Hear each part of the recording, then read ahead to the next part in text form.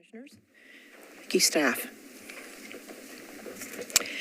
For each case, there will be a public hearing. We ask that the applicant keep their presentation to under 10 minutes. They may reserve 2 minutes as a rebuttal. We ask that the public keep their comments to 2 minutes unless they have previously requested in writing for 5 minutes as a representative of a group or organization.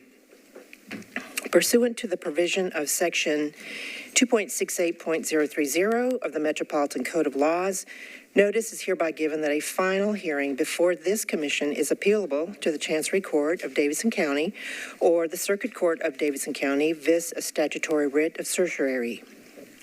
You are asked to seek your own independent legal counsel to ensure that your appeal is filed in a timely manner and that all procedural requirements are met. You should also seek independent legal advice regarding the applicability of the writ of certiorari to the specific decision of the Historic Zoning Commission. So next on our agenda is adoption of May 18, 2022 minutes. Commissioners, do you have any comments or questions or a vote to approve? Move to approve. There is a motion. Second. There is a second. All in favor of the motion? Aye. Okay. None opposed? Seeing none, and that motion passes. Adoption of the agenda. I believe we have some changes. Ms. Ziegler? Yes, we have several changes, proposed changes. Number 13, which is 1113 Forest, received an administrative permit, so we're recommending that come off the agenda. Number 16, 3704 Princeton, there's been a request to remove it from consent, so we have that ready for you at the end of the agenda. Number 20, which is 104 Representative John Lewis Way, received an administrative permit, as did 1511 16th Avenue South, which is item number 21.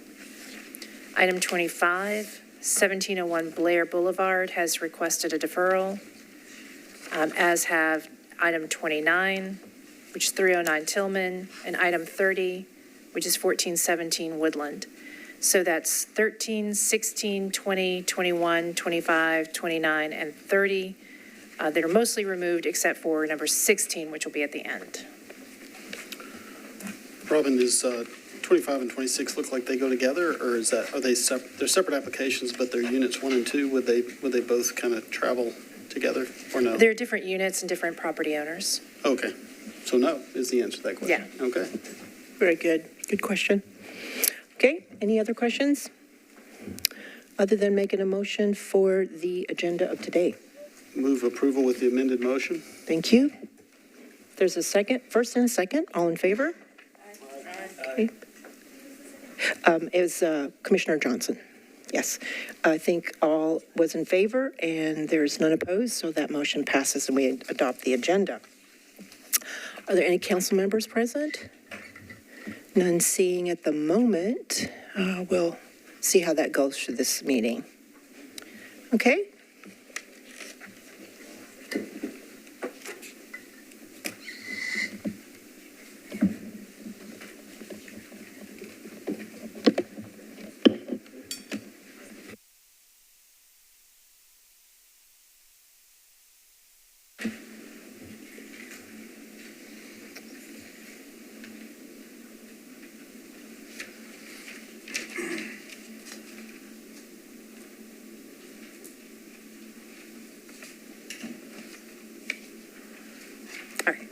Okay.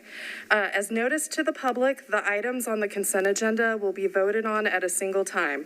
No individual public hearing will be held, nor will the commission debate these items unless a member of the audience or the commission requests that the item be removed from the consent agenda. I'll read out each case one by one. If you are in opposition to the project, please raise your hand when we call out the case that you would like to be heard. Items removed from the consent agenda will be heard at the end of the agenda. So for the consent agenda, we have the administrative permits issued for the prior month, and revisions to a previously approved infill and detached accessory dwelling unit at 918 Bradford Avenue. 4603 Elkins Avenue, new construction of an addition and outbuilding. Oh, anyone for either of those? 2105 Grantland Avenue, new construction of an outbuilding. 2217 Lindell Avenue, new construction of an addition. 912 Waldkirch Avenue, new construction of an addition and outbuilding with a setback determination.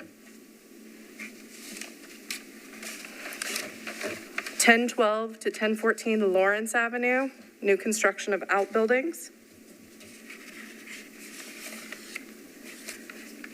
1 Waters Avenue, new construction of an outbuilding. 1604 Lillian Street, new construction of an outbuilding with a setback determination. And as note, there was public comment regarding construction access, but this is not within the commission's purview. 1113 4th Avenue has been removed. 2001 Lebanon Pike, SP recommendation. 117 2nd Avenue North, new construction of an addition and alterations.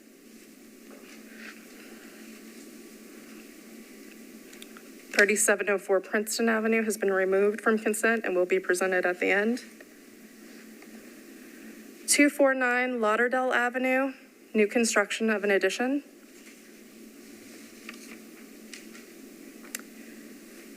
101 Broadway, signage.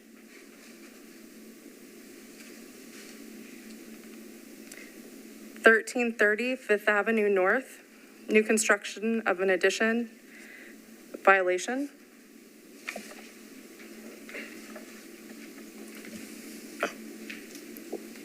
You'll mention we had public comment on that. On Fifth Avenue North? Oh.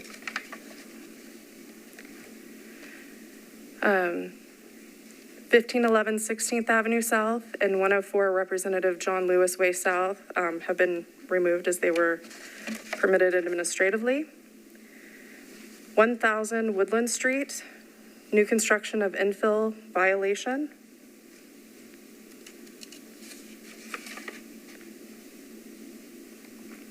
And staff recommends approval of the items on the consent agenda with the applicable conditions set forth in the staff recommendations, finding that the applications can meet the design guidelines for the respective overlays.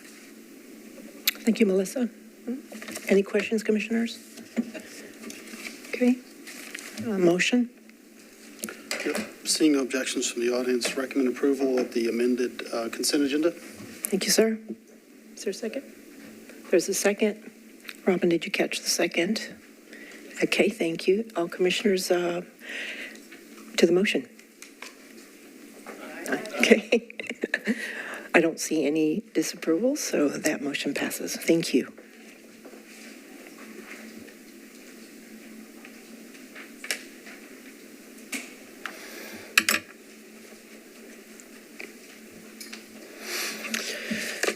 Good afternoon. This application at 930 McFerrin Avenue is part one of an SP review. Although you have seen it before, it's a revision to a part of the project that was approved with conditions last month for this 26-acre lot. The previous proposal was 26 buildings, including commercial, residential, and accessory components. And last month, we broke that down in the staff recommendations into components A, B, C, and D, as labeled on the screen there. Components C and D, well, the project was approved with conditions. Mainly, most of those were minor tweaks and revisions, although there was a more significant revision that was required for a proposed two-story townhouse component, which was labeled Building B on that as part of the previous proposal. The applicant has redesigned that component, and they are now proposing two carriage house buildings, each with two residences And the commercial building facing McFerrin Avenue, which is component A, has also been revised, but to a lesser extent. I'll start with component B because that was the more significant revision. These two carriage house buildings will each be 24 feet 6 inches tall with 11-foot eave height, or 11.6. The floors approximately at grade. These buildings' footprints will each be square, roughly 38 feet on one side, 39 on the others. And staff finds that the two buildings in this component may be appropriate given the unique context and depth of the lot, and because the buildings will be oriented towards a new private drive along the northern edge of the property. There's a rendering of one of those buildings. The two will essentially be identical. Component A hasn't changed all that much from before. It now has an overall height of 27 feet and an eave height 12 feet 6 inches above the floor level with approximately 2 feet of grade. Staff recommends that the height of this building be reduced by 1 foot to match the historic context. The proposal last month was a building that was 24 feet tall, and we recommended then that it be made 1 to 2 feet taller. Keeping it to 26 feet would be consistent with what the commission approved last month and compatible with historic houses nearby, which range between 20 feet and 26 feet tall. All other aspects of these two buildings staff found to be appropriate, including setbacks and orientation. There's a rendering of that building as well, and a rendering of all three buildings viewed from that new private drive, which would enter onto or enter from McFerrin Avenue. Staff recommends approval of the revised components A and B of the proposed SP development with following conditions: that the height of component A is lowered to 26 feet tall, and that the applicant returns to the commission for review of materials, rhythm and proportion of windows and doors, utilities, and other details if the SP application is approved by council. And with those conditions, staff finds that this project meets the applicable guidelines for the Greenwood Neighborhood Conservation Zoning Overlay. Thank you, Sean. Anything to Sean at the moment, commissioners? Okay, applicant, are you here?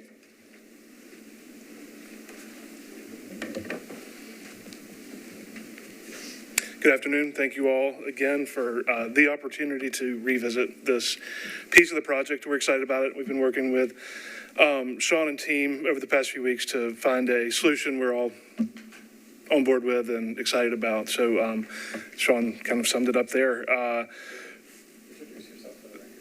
David Bronner, Feverich Road Architecture. Sorry. Thank you, Sean. We happy to comply with the conditions as Sean stated, and don't really have anything else to add. I'll reserve any time for comments or questions or anything else. Very good. Thank you so much. Appreciate your work. Open public hearing? Close public hearing? Okay.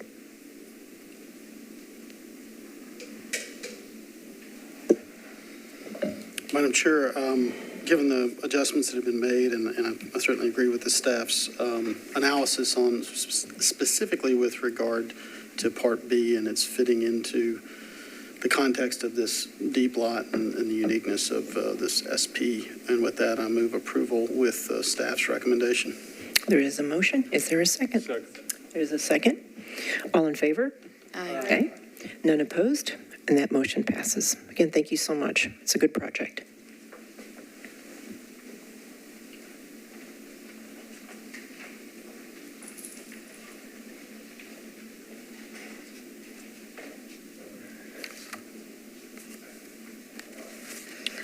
So the first violation today is at 2708 Fairfax Avenue. The structure is a certain 1930s minimal traditional house with colonial revival features that contribute to the Hillsboro West End Neighborhood Conservation Zoning Overlay.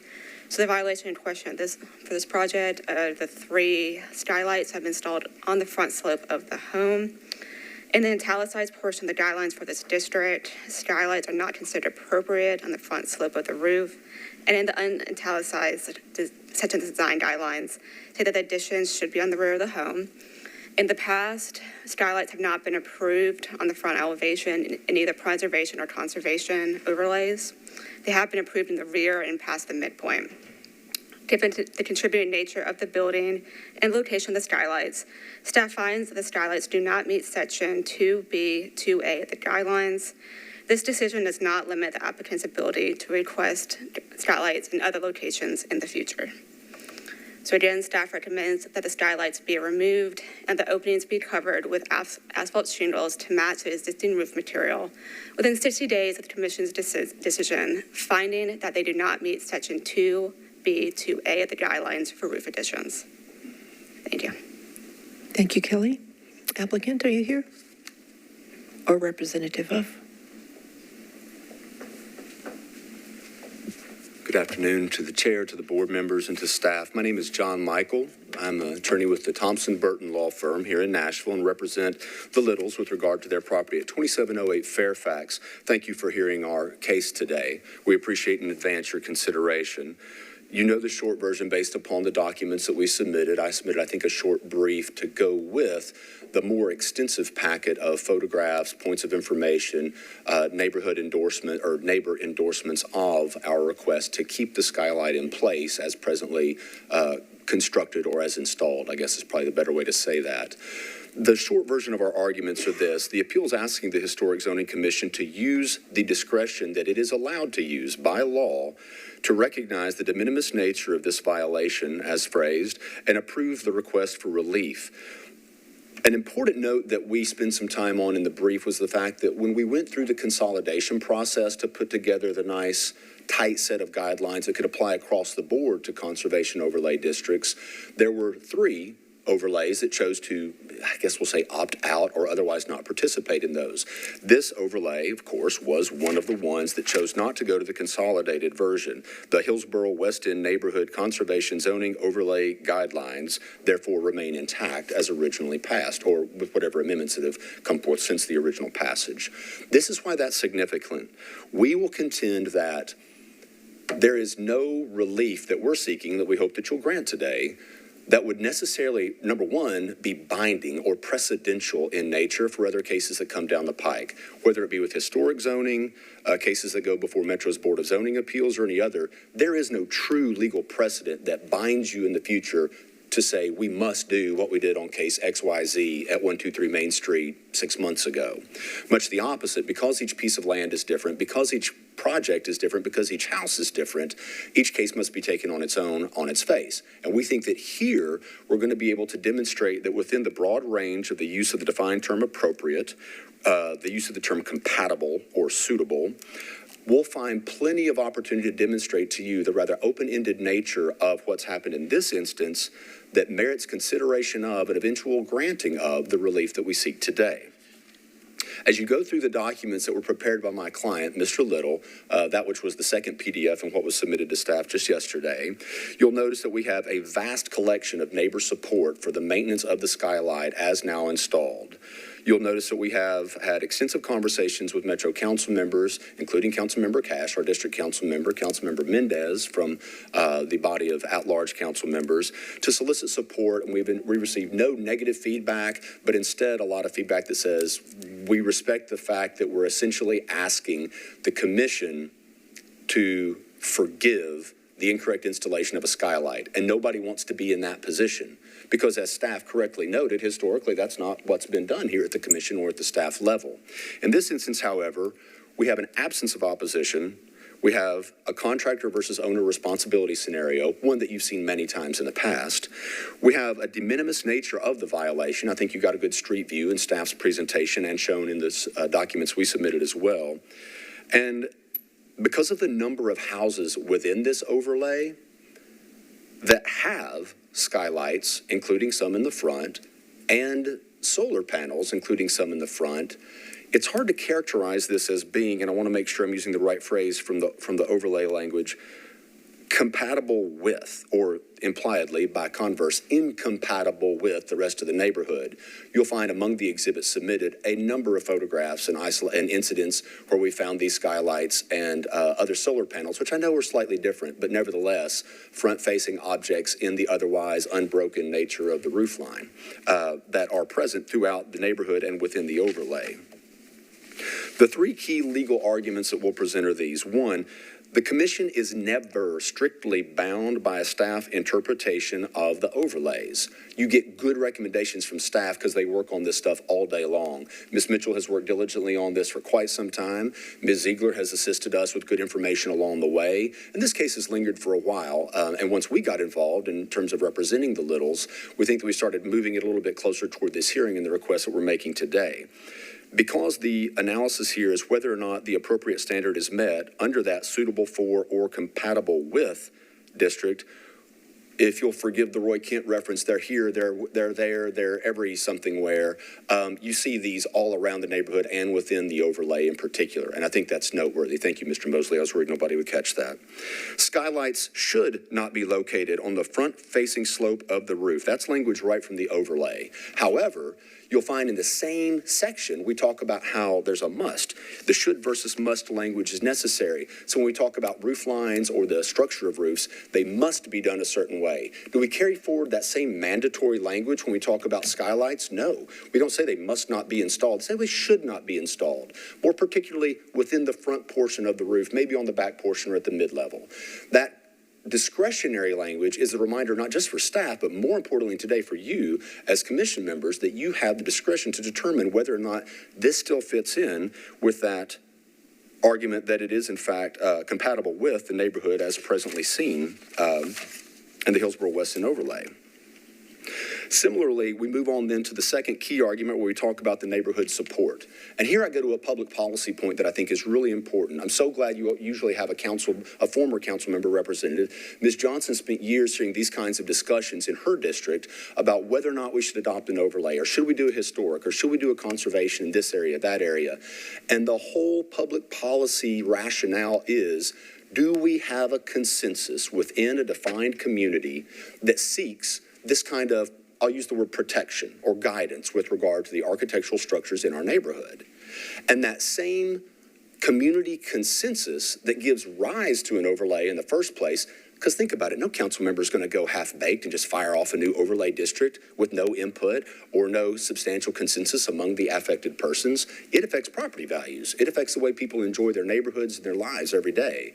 So in the same way you get that kind of community consensus to even create the overlay, we have tried to provide to you, with the same public policy rationale, definitive community consensus, stacks of emails, stacks of sign-offs based upon our client having gone door to door, like he was canvassing or running a lemonade stand, door to door, trying to get everybody to endorse this idea of, hey, do you guys mind if we keep these skylights? We're in violation. We made a mistake through our contractor, and now we're going to historic. What do you say? And the documents that we've provided to you today demonstrate what people have said. There is a distinct community consensus. Some may ask, doesn't that just mean you need to go amend the overlay and pursue legislative change? Maybe, but that's not what we have an opportunity to do yet. We have to come address the issue here first. And that's part of why I've been asked to come on behalf of the client to make that presentation and that argument. Finally, the third key legal argument that we put forth is that granting this request would not set a precedent. And I know I touched on that initially, but it's an important reminder. This is a matter of relief being granted to a one-off. This is not, however, the creation of a rule that will then bind this commission or even staff in the future. My wife says hello. Sorry about that. I forgot to turn my phone off. With that, we think we've equipped the board with the law. You may, in fact, exercise discretion to grant this relief that we seek to keep the skylights in place. The facts, neighbors support this, and the fact that you don't have precedential value attached to this decision keeps you free to handle these on a case-by-case basis. And the public policy, this is what people are saying is fine. The affected people in this neighborhood, in this overlay, say they're good with it. We recognize that staff has a job to interpret and apply these guidelines from the overlay, and they've done so here. The commission, however, exists for the purpose, at least in part, of determining whether or not there is a basis for relief from strict application of those guidelines. Just as the Board of Zoning Appeals does, so does the Historic Zoning Commission. You'll notice as you look around the photographs in this area, the before and after that was submitted, there have been ample changes made to this house since it was purchased in 2016. I think the before and after from 16 to 22 shows very noticeable differences, and in this case, including the skylights. Change in and of itself is not the problem. Alteration in and of itself is not the problem. A fairly specific guideline on a fairly specifically small detail with regard to where a skylight can be installed was clearly a mistake in the way it was done here, but is worthy of your consideration and discretion, I would contend. I'm happy to answer any questions the commissioners may have. Otherwise, to the extent I need to save you those last few seconds, I'll do so. Thank you again for your time and attention. I'll offer this as the last point. I'm not saving any time. Keep the clock running, please. Feel free. My client is absent today because his baby had a confirmed exposure to COVID. Despite my client, an attorney himself, standing on his head wanting to be here today, I have explicitly directed him to stay home. All four Michaels have had COVID. We don't care to have it again. I'm guessing you're in the same boat, whether you've had it or not. So I would humbly and respectfully contend that it is appropriate to take staff's testimony today, my presentation, but then hold open your public hearing until a later date, whenever the next meeting date is, so that you can hear the firsthand testimony of the property owner who has done this door-to-door work, talked with the council members, and can give you a very pointed, specific body of testimony that I cannot. So I would humbly request that you take everything into consideration today, but then hear from my client at a later date. Thank you for your time. Right on point, sir. Thank you. Open public hearing. Okay, close public hearing. We have a couple things to address on this. So commissioners, I'm going to wait for my comment until I hear from you all as well. So we've had quite a few public comments on SharePoint. So I think the public has seen some of that, but we might have some discussion on that. Okay. I have a question for staff related to the before and after pictures. And maybe I should remember this because it happened when I was here, but I think at least what I think I'm looking at in a conservation overlay, was this awning on the front, was there some historical indication that that was there, or in a conservation overlay front gable, specifically in the Hillsboro West End District, or in the neighborhood front dormer additions, I'll say, maybe to be more specific? In the neighborhood conservation overlays, we don't review hoods being added over over doors. Would a dormer be permissible in this conservation overlay? Front dormer, let me be specific. It doesn't say that's appropriate, but it would be something for all of you to look at and decide if that's. Yeah, curiosity more than anything. I know we're not looking at a front dormer here, but I was just curious. Thanks. Yeah. Robin, I have a question too. I did drive by there today and look at, I did see the house across the street that had the skylight. I didn't see any others on the street. Of course, I could have missed it, but I'm sure there's many in the other areas. But I did see the solar panels on that house. Do we approve those too? And how is it different from the skylight? Good question. Yeah. Solar panels are usually like one tiny hole, just enough to get the cabling through, where skylights are a much bigger hole. So that's how they've been looked at. This is a much greater impact on the historic roof than just the solar panels, which can come off and are removable in just the one tiny hole. That's what I would have said, is that solar panels are different because they're temporary, they're removable, and this is a permanent construction, kind of. One more. Do you know if the contractor they hired was licensed? I do not, but I know that they did not obtain any permits. They didn't obtain any permits? No. So if they had obtained permits, they would have known Yes. that this is in an overlay, right? Okay. All right. I have a question. I guess if the client or the representative for the client was asking us to wait for the client, is that a request for a deferral? That wasn't clear to me what that was.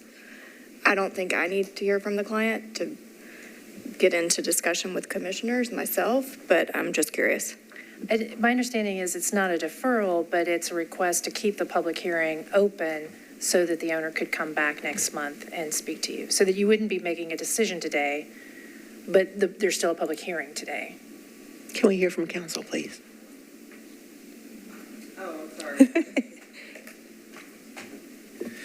I'm sorry, I thought you meant his counsel.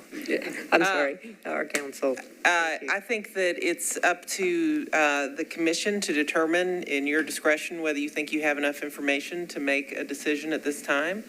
You have the pictures and you have the indications of what public support there is, and you have indications of what else is going on in the neighborhood and what the guidelines call for. So I think it's up to you. If I didn't hear anything in particular that the applicant in person, if he appeared in person, would add to the conversation. So I think it's up to you. If you think you have enough information to act, that's fine.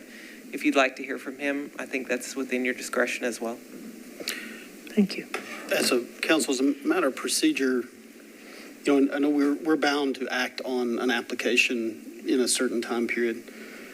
If we chose, we could act on this and kind of offer a medical red shirt, I guess, if you will, to use a really terrible football or sports analogy, that we would suspend the rules for hearing perhaps not necessarily new information, but if the applicant was compelled to come and give more information, regardless of what our decision would be, do we need to consider that, or could we just leave it open and not be bound by the particular, our need to act in a certain time period?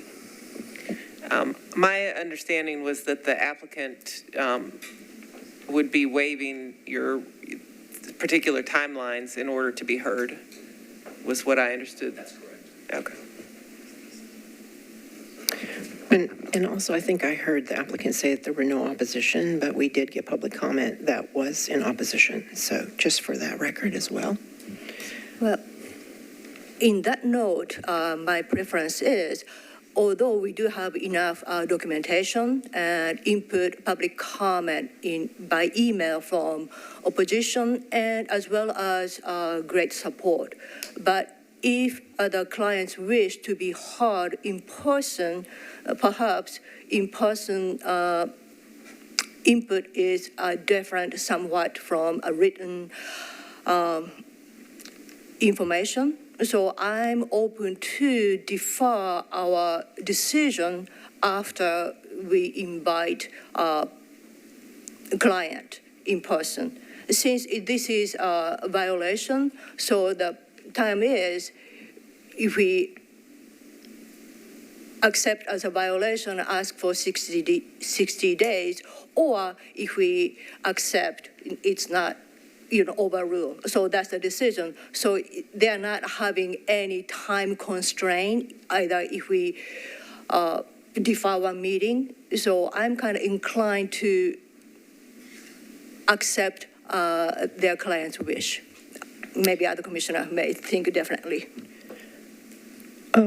Just for comment is that what we've normally done is that if there is new information, and the question to the commission is, will the client speaking to us give us any more new information that we don't see written? Because our purview is what comes before us. I think we should consider that as well. So I just want to hear comments on that, but let's just be really straight on what our purview is. Thank you. To that note, I don't feel any need to wait a month. I think the fact of the matter is, if this were a case that came before us requesting skylights in the front, we would say no. Permits were not pulled, therefore that we were not able to do that. And while I do feel sorry for the applicant, we have asked people to do harder things to their homes and violations, and therefore, and the requests we got, and Kelly but from our packet, this was, discovered by a neighbor who saw it and said, well, I want those. So the case for not being precedent, whether it's not in the entire city, perhaps not, but in this one district, yeah, I believe it is. So therefore, I'm inclined to fully support staff's recommendation for removal. Thank you, Commissioner. I'm in agreement with Commissioner Jones. I was leaning towards the same thought process. When these violations come up, try to look at them and say, would we have approved these as a new application? And I would not have approved it as a new application. So we're being asked to seek relief, but that's not our responsibility. And I know that that Commissioner Bell already said this too, but there were other neighbors in opposition who were part of the process when the guidelines were formed and were a part of that process. So I think that's important to note. I think they made really good points. So. Well, since if we are leaning towards that direction, I do have additional comment. I do appreciate, the client's counsel's presentation. However, I have been reading our document and guideline, and ultimately we have to follow Secretary of Interior standards of treatment of historic property. In that, it is clearly states roof recommendation, identifying, retaining, and preserving roof and their functional and decorative features that are important in defining the overall historic character of the building and so forth. And then not recommended specifically changing the configuration or shape of a roof by adding highly visible new features such as dormer windows, vents, skylights, or penthouse. So since each historic overlay guideline is, we do have a vast majority of consolidation, but cater to with each neighborhood. But ultimately, our goal is to follow interior of Secretary's guideline. So for that, it is crystal clear. I do understand applicant's argument. I feel sorry for it. But by approving this violation, we are opening up the door and stray from the Secretary of Interior's guideline, as well as our guideline, because I'm glad to hear about the solar panel. I was wondering why solar panel was allowed but not skylight. But I think Secretary of Interior's guideline says it's easily removable. I think that's the key to me. So with that clear explanation, and as well as if we open up this as not a violation and accept it, that will be inconsistent of our past decision because we have denied Skyline. So it seems like a person who are following our guideline, following the regulation, get punished, but person who violate is somewhat awarded. So that's not a fair system. So for that various reason, I support staff recommendation. Thank you, Commissioner.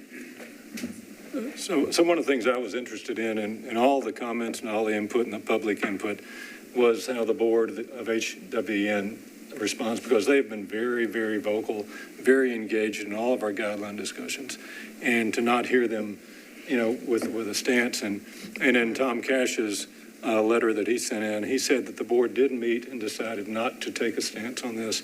But he did say, and I quote him, he said, the HWN Neighborhood Association discussed, as they do with many MHZC items, and came to the conclusion not to weigh in on the violation and request, but to let you gauge how precedent would be impacted by either approving or denying the request. And to me, that really does go to, and as Mr. Michael said, it wouldn't set a precedent. I think it very definitely would set a precedent. Thank you, Vice Chair. I'll add a couple things just for the benefit of Mr. Michael and everyone in this room. These violations are very difficult for us to deal with. We take them seriously. We struggle with them every month, and it's never, I don't want to sit up here and ruin a baby's nursery. None of us are here to do that. So thank you for your patience and trying to understand where it is we're coming from. I agree with other commissioners' comments so far. Because the phrase community consensus has come up so much in this case, I wanted to sort of address that our mission, our charge is to uphold community consensus as it was distilled into the guidelines in the first place. So that really takes precedent for what we consider community consensus is the democratic process that led to the creation of the overlay in the first place. And the language is what the language is. The way we've decided these violations among this group, this commission, is pretty consistent. And I think I support what the other comments that have come before. Thank you, Commissioner. As I looked at this, I can clearly see the violation, and even though council made a compelling case, I didn't hear anything that changed my mind in that regard. As I listened to him talk, I thought about, well, for this not to be a violation, they're going to have to amend the overlay. And with that, what I'm looking at right now, it still remains in violation, and I'm not convinced that we should provide any relief at this time. Thank you, Commissioner. Madam Chair, with respect to 2708 Fairfax, I move to have the skylights removed per the staff's, citation of the guidelines and per their recommendation. As a point of order and also understanding the amount of construction that's going on in Nashville and how difficult working for a contractor, how difficult it is to get someone to show up, and without adding insult to injury in this case, I would reserve the opportunity to amend my motion with the time frame given the applicant to remedy the situation to perhaps 120 days. Comment to that. I think we've given, I'm sorry, go ahead and make it. I'm just going to second his motion. Yeah, sure. Yeah, and I think we've given others 120 days. It seems like a reasonable time during these hardships of timeline. Would council or the administrator take objection to that extension? So okay, I would then amend my approval of the staff's recommendation to 120 days for duly noted. That would be for the start of removal or start of construction, not necessarily for the completion. To accomplish. Yeah, and it should be 120 days to accomplish. Yeah, in no greater than 30 days. Yes, sir. Thank you. All right. There's a motion. And a second. All in favor of the motion? Aye. Okay. Any opposed? Seeing none, that motion passes. Thank you again, applicant.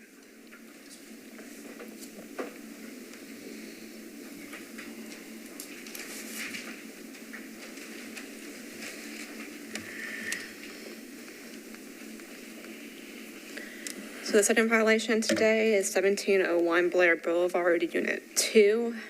This unit is a 3-story condo building that is part of a non-contributing 15-unit development at the corner of Blair and Belmont Boulevards. This is an SP that the Commission approved back in 2015. The Commission saw or approved the massing for the front 4 units in March of 2015, and then approved the massing for the rear 4 units as well as the details in September of 2015. Staff approved the permit in the same month, same year, and we also approved a revision in October of 2015. The permit was closed out by staff in May of 2017. The violation in this case is the installation of a partition wall and some railings without a permit. So plans you see on the screen kind of show the different parts of this violation. The partition wall, highlighted in green, runs from the front of the unit to the rear of the unit. It is very visible from both Blair and Belmont Boulevards. It currently measures between 6 feet and 6.5 feet tall based on the information provided to us. It's also constructed of pressure-treated wood. So under the original SP, the complex as a whole was approved at 36 feet to top of parapet, with the stairwells also included, but that was not part of the overall height. So by installing these partition walls, the building itself is growing taller than the original SP and then taller than the surrounding buildings as well. Pressure-treated wood is also not considered an appropriate material. It's commonly used more for fencing and for decking as well. So the front partition wall highlighted in green, we do not consider it appropriate due to the materials, the height, and its location. The partition wall highlighted in blue, you see on the map, is in the rear of the unit. It's also visible in the lower photograph. It's only visible from the alley and cannot be seen from the public right-of-way. It measures about 6.5 feet as well. It's also constructed of pressure-treated wood. Staff does consider this partition wall to be appropriate because it cannot be seen from the public right-of-way, and it's only visible from the rear units. And the elements highlighted in yellow are railings. These railings are only about 36 inches tall, made of bronze aluminum. Given their small size and the materials, staff do consider these appropriate as well. So staff recommends approval of the railings and the rear partition walls highlighted in blue in figures 2 and 3 in the staff report, finding that they meet sections 2B, 1B, and 2B, 2F of the guidelines for height and scale, sections 2B, 2A for location, and sections 2B, 1D, and 2B, 2F for materials. Staff recommends removal of the front partition wall highlighted in green figures 2 and 3 of the staff report within 60 days of the commission's decision, finding that does not meet sections 2B, 1B, and 2B, 2F for height and scale, sections 2B, 2A for location, and sections 2B, 1D, and 2B, 2F for materials. If you have any questions, feel free to ask. Thank you, Kelly. Not at the moment. Applicant?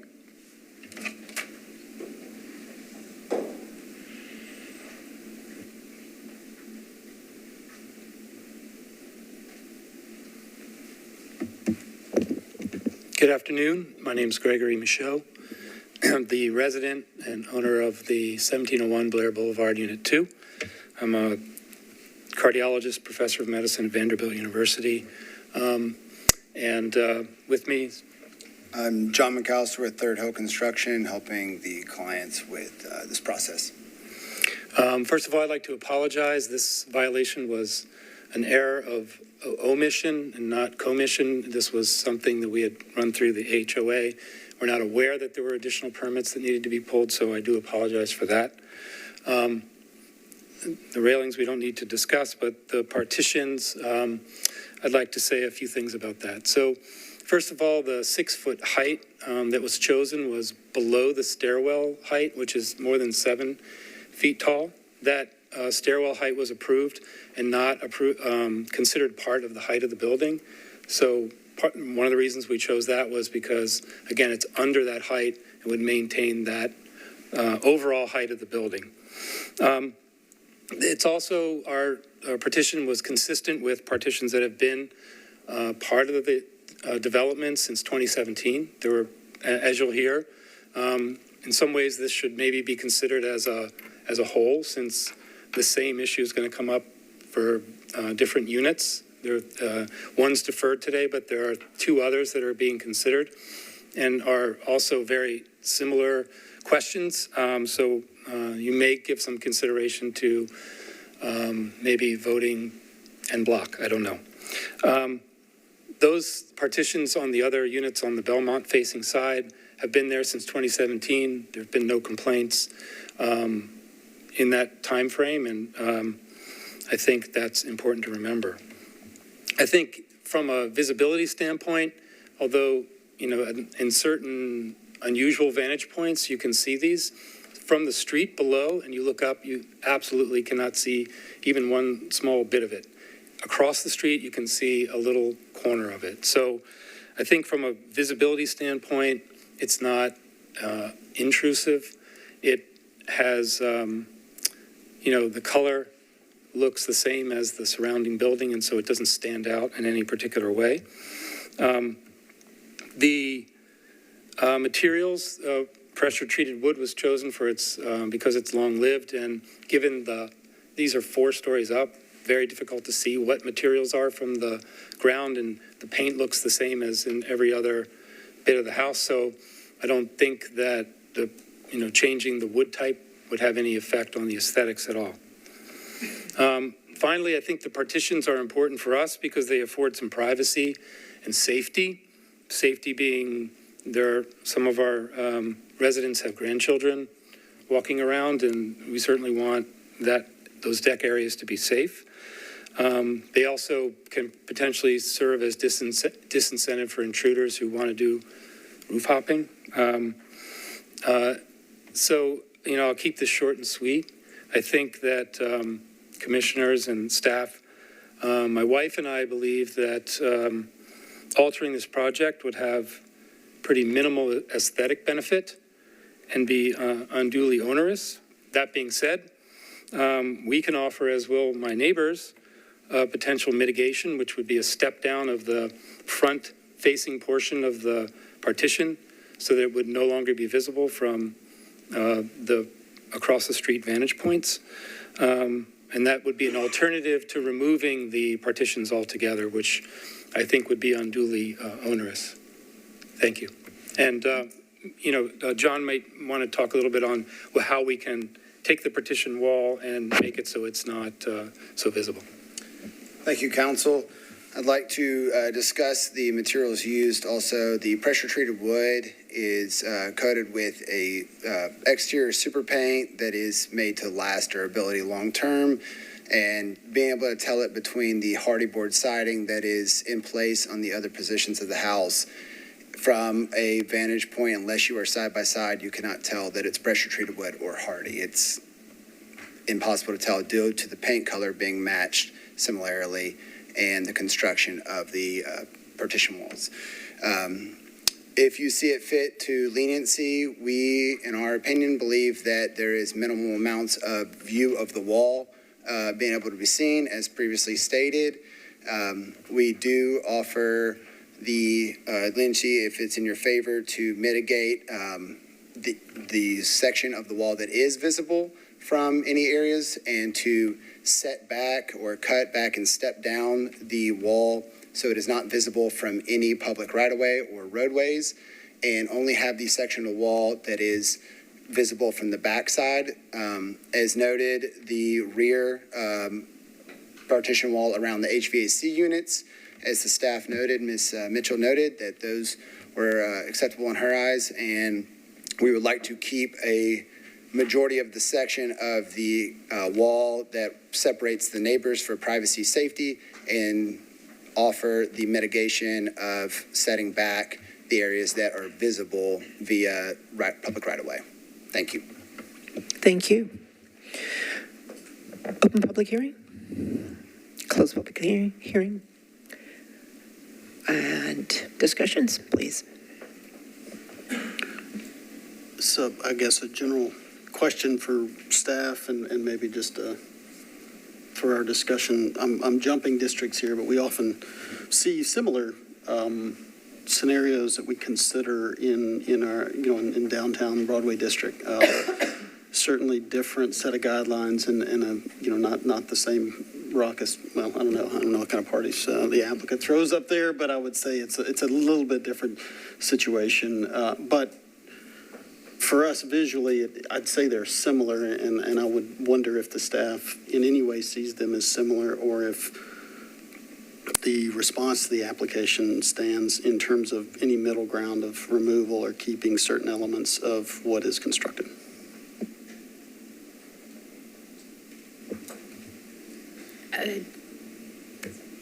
It is completely up to you Up what for you want to discussion. do. Up for discussion. Our concern was, like what the report said, that it was already a very tall building for the district, and this just makes it a little taller. Thank you for that response. I kind of opened that up, I guess, to get right to the point with the other commissioners, and that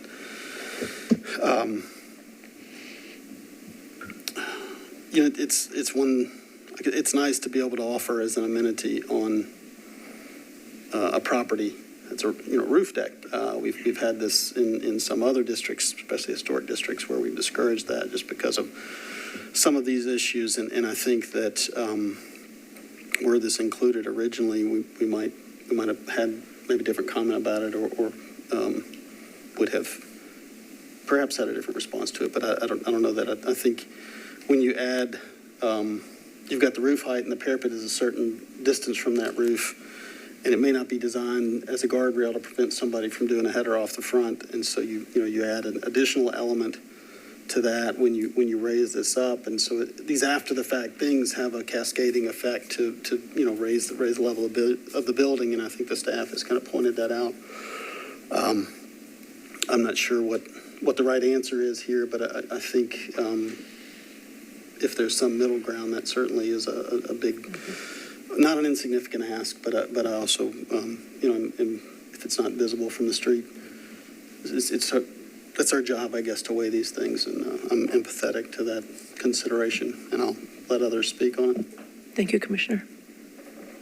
We do get into these quite often with different things, with pergolas and with, awnings and different things added on afterwards. And always the discussion tends to revolve around what can be seen. And I would be amenable to the applicant's request to remove the parts that can be seen from any public right-of-way and to reduce it to the point where it's not visible. I don't see that does the public any harm, and it is shorter than the top of the roof access stairwell. So with that, the applicant would bring another set of drawings or proposal to the staff. And I would, along those lines, Commissioners, I would say there's a 15, we generally consider 15, 20 feet as a place in our other districts, or especially in the downtown districts. There's sort of a no-go zone where if it's above the parapet, or, again, guardrail heights need to be taken into account, but if it's above the parapet, that, it needs further consideration. We'd look very closely at that. I would argue that leaving it to the applicant or the homeowners association determine what can or can't be seen, I would say, a distance certain would be something that we ought to at least have some discussion about.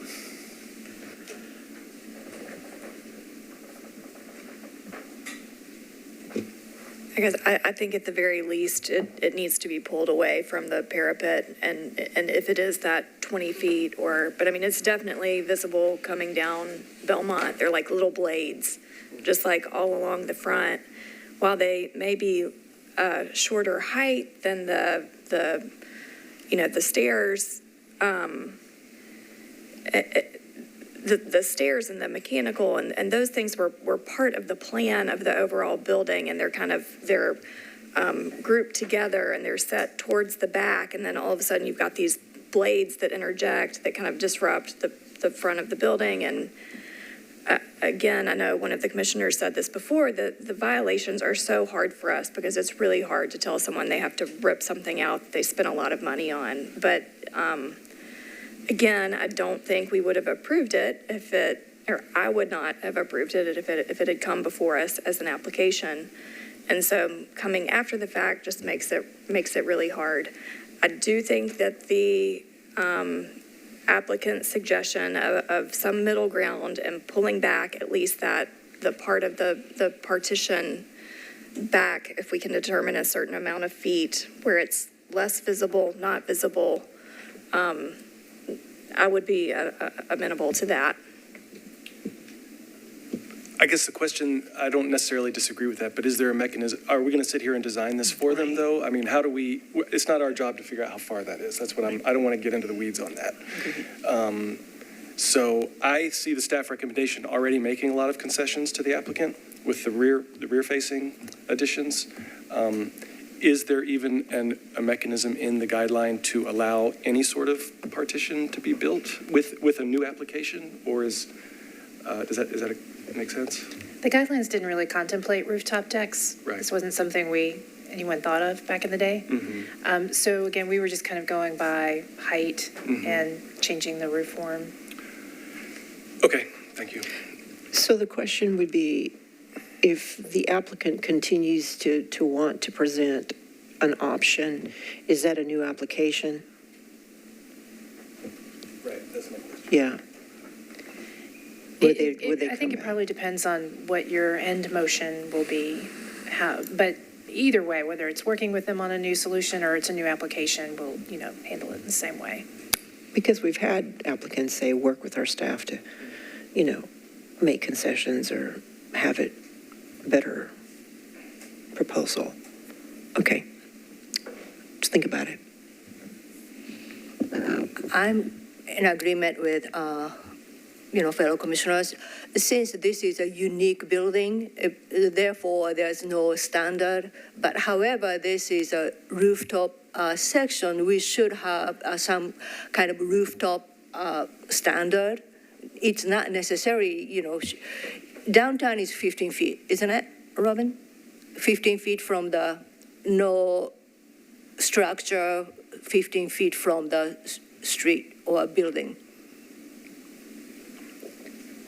But I'm not sure if 15 feet is appropriate in this building, considering the depth, because typically downtown building is much higher and deeper. So if 15 feet is appropriate, but I think we have to have some kind of standard for that particular building. So up to this, feet should not disturb or, visible from the street. What would be the right language might be? So do we have to leave that as a homeowners association to determine, the appropriate setback? But basically, I do agree, because it's a new building and new standard, we should have some standard. And since we are allowing backside of fence, which is invisible from the front right of way, I think it would be appropriate for us to allow some kind of partition in where it's not visible. So I think the question is how we're going to determine appropriate front setback. I mean, I think the standard is that it's not there at all, to me. I mean, it is very reminiscent to me of, I understand it's a different overlay, but it's the same principle. It's very reminiscent to me of cases we've seen in Germantown, especially. And there have been ones where they've asked for it and we have not granted it. And there have been ones where they've been installed and we've asked for removal. And so, I'm again, if we can get it to a place where it's not seen, I could be open to that. I am interested to hear what other commissioners think too. Everyone that hasn't spoken. Just in sort of studying the roof plan and looking at what this commission approved previously, this isn't a motion as much as it would be if a taller fence proceeds no further than the stairwell. I think that certainly is a place from which to start, given that we saw it appropriate at that time that those intrusions into the roof plane were not visible and were approved, is a place to start. And that's about, I'm assuming the scale is correct, which may not be a good assumption. Can you put that back up? The applicant's exhibit that is it's the dimensioned area. Well, I would say if it's dimensioned area, and there is a scale on it, so I'm assuming that it's approximately 12 feet-ish in the neighborhood of. And that would be a place where there already is an intrusion into the vertical plane that's above the approved, enclosed area. I know these Does that are make any sense? Yeah, I know these are separate applications, but I think we have to look at the answer holistically. So we're looking at one case right now. I guess I want to make sure if that is a motion, does that? No, but if it were to be, would that apply to this, to the other three, and potentially more? I don't know how many are in violation besides the other three. One got pulled, but the other two that are coming after this one today. I take no exception to that comment. I think this commission is always trying to find ways to be more supportive and helpful, and not just to deny because it says so. So when an applicant comes before us and offers something, I know we're considering that, but again, it's true that we are setting some precedents on how we will see other applications. I take that Commissioner Fitz is really what we're before us. So there's a couple things. I mean, I understand this always a challenge for violations. So, again, is the commission going to make some kind of hard, fast rule today about, you see footage here, I think it's, 30 foot, I think it says. Are you going to say it's going to be 12 foot? Or are you going to say it's going to be 6 foot? How are we going to gauge that? This conversation is here now. So, Vice Chair, what are you thinking? Well, with so many issues like this that come up, we work our way through it over time. And, we've looked at side dormers, we've looked at, the rear additions to houses, and sometimes we learn as we go through and we improve our decisions as we get along. But you have to start somewhere. I think Commissioner Mosley's suggestion of pulling it back the same as the stairwell height is a reasonable place to start with this. And that doesn't mean that we won't learn and modify as we go along, but it is a starting place for this. I think that we'll see more and more rooftop terraces. They are a big amenity for people, and we're seeing more and more of those, not only here, but, Germantown, a lot of the other districts as well. So. Pile onto that comment that if certainly there is a stair access to a roof and there's no, proposal to separate, segregate, we all want to make our spaces our own. And I think this would certainly be a significant impact on these rooftop terraces that have been used for some time, that we maybe have some determination, or at least ask the question when applicants come through. And as you said, I think the staff learns, to pick up on some of these clues as well as they come along. Seeing this on a gabled roof and, doing something like this as an intrusion on a sloped roof would be a wholly different activity and consideration. So to look at this holistically, I don't know if staff has an overall aerial of the roof they can show or not. I don't know if people are able to pull that up, but the problem with pulling it back to where the stair is on one of the units, the units aren't all shaped. Yeah, the corner unit's a different story. Yep. The units step back, like the units on the end step back, and the face of that facade of the units on the end is in line with the stair in the next unit. And it has a partition. The first unit has a partition. So I would say in that case, the stair with which the unit belongs that's the measuring line. But Commissioner Price probably was right. Like, do we want to get in the weeds of, if this case is this way, the other ones won't appear, and we don't know cut their fence what back. sort of unintended consequences. I'm not comfortable writing rules on the fly like this. Sure. So I'm in support of the staff recommendation. I think the staff has done a good job of giving some ground, but this is reasonable ground to hold. So I'm in favor of the staff recommendation. And then, because these kinds of things have a snowball effect, like, oh, well, my neighbor has one, I want one. And then it goes just like Skylights. At some point we have to say, look, you weren't supposed to do this and you have to take it off. I don't know. Either. I respect your desire to not make rules on the fly like this and offer that as an alternative. We could say, to be aligned with the stairwell, but not less than 12 feet from the front, and that the solution would be require staff approval or the commission approval, depending on what the staff consideration was. I do think that approving a project with rooftop access and saying they can't have any partitions between the units is a little bit unrealistic. So. Cheryl, I've got a question for you. There was some talk about materials used. Were they talking about the materials in the partitions themselves? And so if that is the case, I think we ought to also address the materials. And in my view, if you can't see it from the street or across the street, we push it way back, is the material really relevant? How do you feel about that? I would agree with that, and as well as, you don't want poor materials and all that, but that's more of a building code question and a maintenance question. If you can't see it, and if, in the case of these, it's so high up when you're on top of a, 3-story building, it's hard to tell what the material would be. So it doesn't bother me for that. That's just me personally.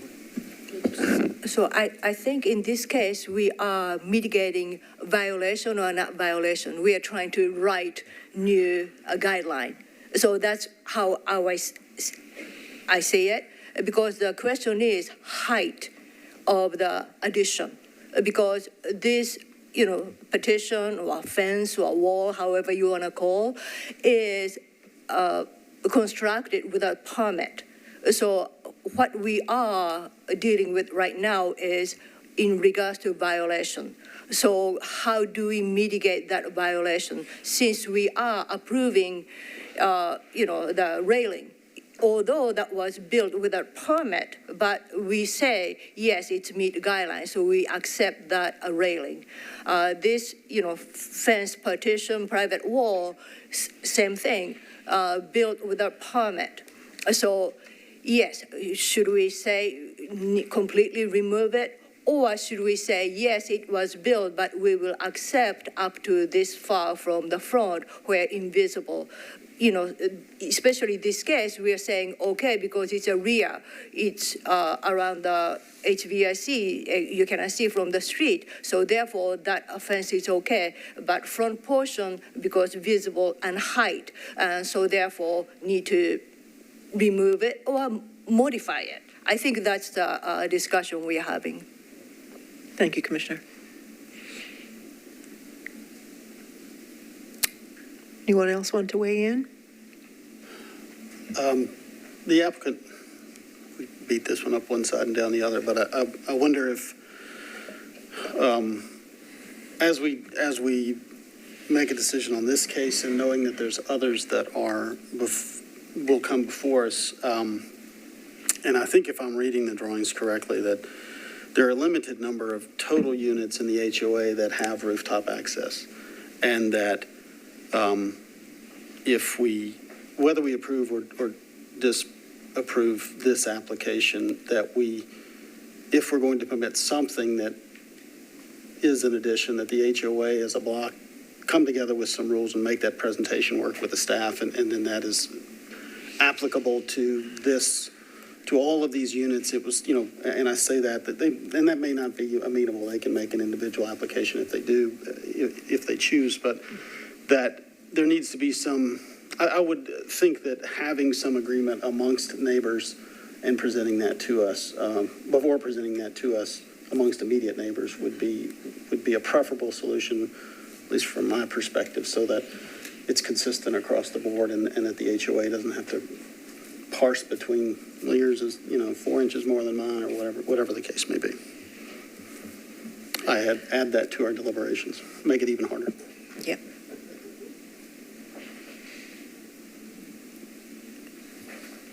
This may have been in the staff report, but just remind me, so did this work not require a permit?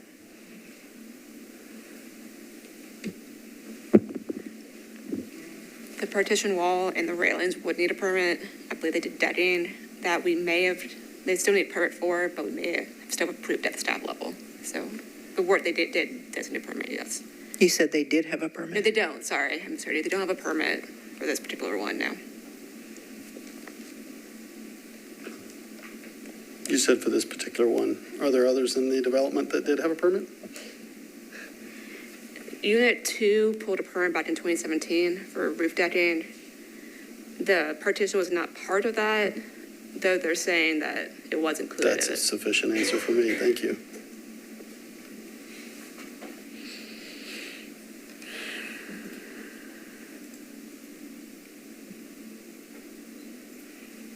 Any attempt for a motion?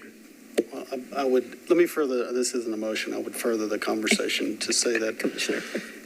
if we approve the staff recommendation and disapprove this particular application, if the applicants and the HOA got together, there would be new information because it would be a multitude of units and it would be all encompassing for the development. I would be willing at least to entertain listening to that argument and seeing what the HOA and the homeowners come up with, having heard this deliberation today, and they could certainly reference it online, that they would come up with a solution that the staff would review and might find acceptable if it were not able to be viewed from the street, and certainly considering what we approved originally with this, I would put that out there as a possible outcome. I'll also ask legal, can this commission defer upon discussion? No, that's my question. Because from what I'm hearing is that we're not really, I mean, we can take the vote and see, but anyway, let me just ask the question.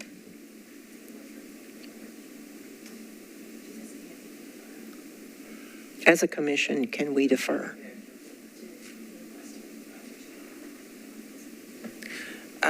Yes, I think that's within your discretion. It's our discretion.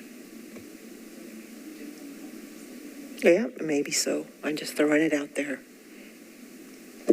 I like Commissioner Mosley's idea of, I would be in favor of approving the staff recommendation with additional condition that the applicant and the HOA can come forward at a later date with a plan that covers the entire building for all units with guidance so that everybody's on an even playing field and has had an opportunity to put input on how the building wants to address this issue.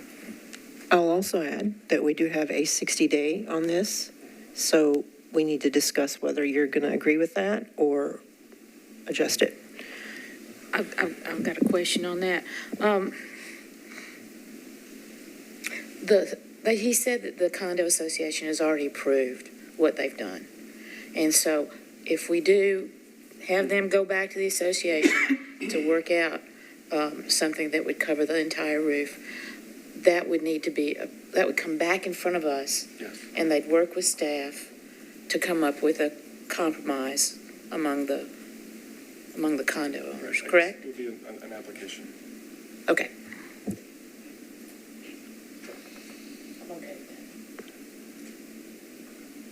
Good discussion. And would you like to craft a motion, Commissioner Mosley? Sure. And please take into consideration that timeline. I will.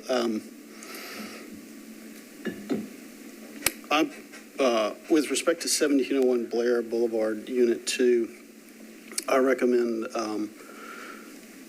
approval of the staff's recommendation, which includes the removal of the partition wall that measures 6 feet, that is visible from the street. So that would be part of the motion. I would extend the front partition wall highlighted removal to 90 days, and would additionally add that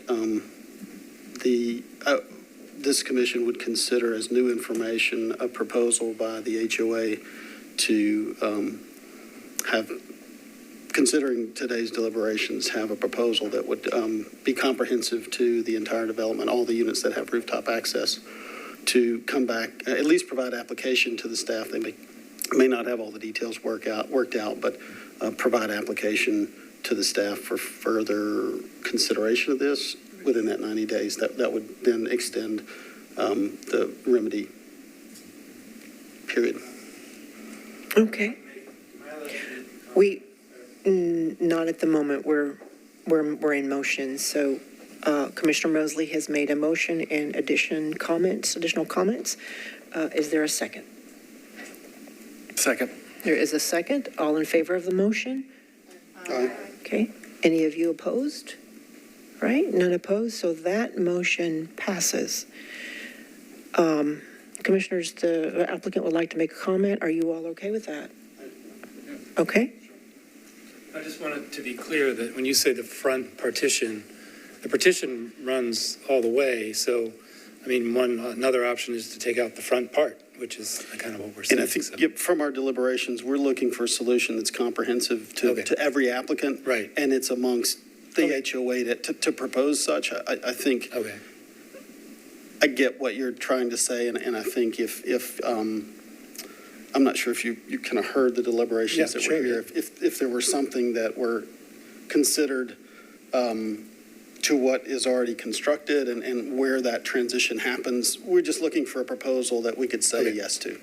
Is that a fair statement? Yes. Great. And Make it clear, if that doesn't happen, then the whole thing has to go.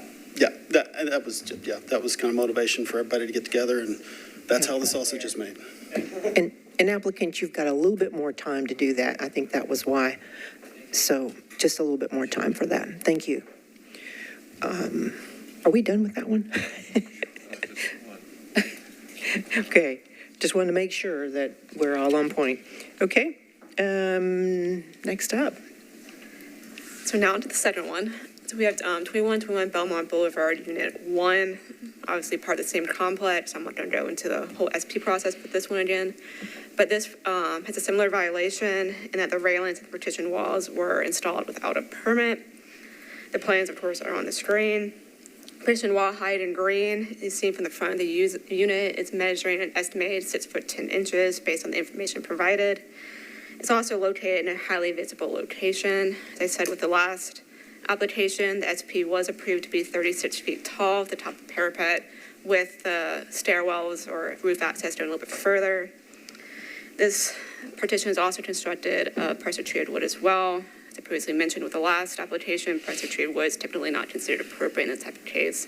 Typically used more for decking and for other elements. So staff finds the partition wall in green, not to be appropriate given its height, location, and materials. The partition wall in blue is in the rear of the unit. It's measured and estimated 6 feet tall. Again, based on the information provided to us, it is also constructed of pressure-treated wood. Staff finds the partition wall to be appropriate given its location and the fact that it can't be seen from the public right-of-way. Railings were also installed, as previously mentioned. The railings are relatively small in scale, only being 36 inches from top of roof decking, and constructed of bronze aluminum, which is appropriate. So staff does find these to be appropriate. So staff recommends approval of the railings and of the rear partition wall, height in blue in figures 2 and 3 in the staff report, finding that they meet sections 2B, 1B, and 2B, 2F for height and scale, section 2B, 2A for location, and sections 2B, 1D, and 2B, 2F for materials. Staff recommends removal of the front partition wall highlighted in green in figures 2 and 3 in the staff report within 60 days of the commission's decision, finding that it does not meet sections 2B, 1B, and 2B, 2F for height and scale, sections 2B, 2A for location, and sections 2B, 1D, and 2B, 2F for materials. So if you have any questions, feel free to ask. Thank you again, Kelly. Applicant?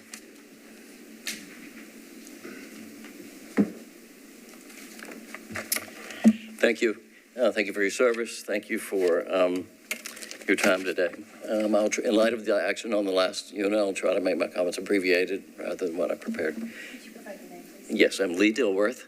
My wife Julie and I are the privileged to be the owners of unit number 1, 2121 Belmont number 1. We are original owners and the current occupant owners. We were the first people to purchase a unit in the Jenkins. We're proud to live there. We contracted to buy this unit before ground was broken from the original developer, and we've lived there since the summer of 17. I'll skip a lot of my other comments and go straight to the issues since in light of what just occurred. 2 main points I want to make here. One about prior approvals. Our original privacy walls were built by the original developer as part of the original construction. The architects, Michael Ward and Brian Hahn of Allard Ward, were coordinated closely with Metro and with staff, and there was a partnership that was involved, including on-site inspections, including review of the walls. I was at one of those walkthroughs, so I remember that being the case. Michael and Brian, I spoke with them yesterday. They're happy to substantiate that. And the original walls, including the materials, conform to those discussions. Our walls are actually made of cedar, except for 3 boards that were added recently, which I'm about to get to.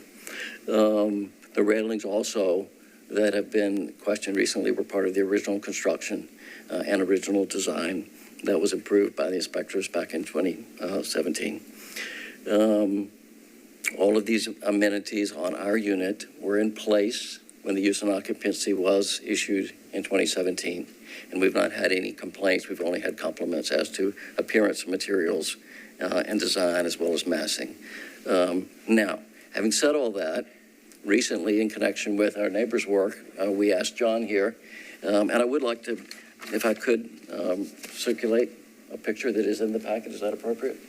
This is a picture, it's already in your packet, but I'd like to draw attention to it because I think it's relevant, and it's relevant to the discussion that was just had. As you can see from this photo that's in the packet, this is from 2017, and it shows the construction of the raw wood of our unit and our walls. And so, and it is dated there, and it's in your packet. And if you'll see where I've pointed with the yellow thing, you'll see a step down. That step down was negotiated on site with inspectors and made that wall not visible from the opposite side of the street. That wall was like that until a few months ago when our neighbors, came and built up a wall, and we asked John, would you just go ahead and fill in our side so it matches? And would you add 2 or 3 boards to the top? Those 2 or 3 boards are made out of pressure-treated lumber. The little step down that was filled in was made out of pressure-treated lumber. It's all painted the same. No one can tell as to the materials.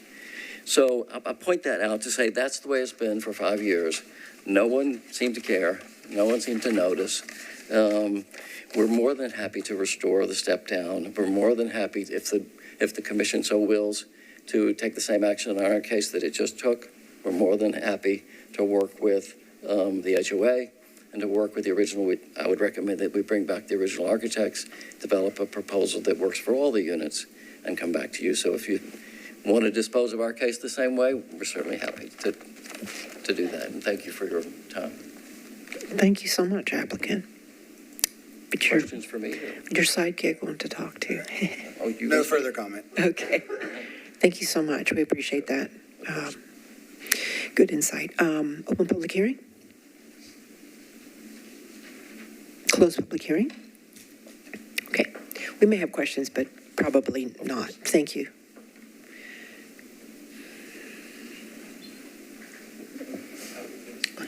Yeah, I think we've, Commissioner Price's warning heeded. I think that, there's, and others certainly, Commissioner Fitz's comments is that this has certainly some intricacies to that, and rather than us try to design it, I feel like if the homeowners can get together and come to some consensus, that certainly will help us not to parse out each individual detail on each individual, and remember our dialogue. That will be helpful to the staff as well. So with that said, I think for this application, my feelings are the same about the issues presented here. I do acknowledge the applicants pointing out the more original, I guess, or as I say permitted, certainly, and maybe not as reviewed by this board and approved by an inspector that represents this body, but that portions of their rooftop are original, if you will, in one manner of looking at it to that. And so I'm sure that'll be part of the argument if we see a comprehensive proposal from the HOA and from all of these homeowners in the future. I'll open it up to any other comments. Okay. I think you can make that motion, Commissioner. Yeah, I can't remember exactly what I said, but I think I move approval of the staff's recommendation of 2121 Belmont Boulevard, Unit Number 1, with the extension of 90 days, and then willingness to entertain a proposal from all the members, or from the HOA, or from all the members with rooftop access on this development. There's a motion. There's a second. All in favor? Okay. None opposed, so that motion passes. Thank you. All right. I think we still have one more on that.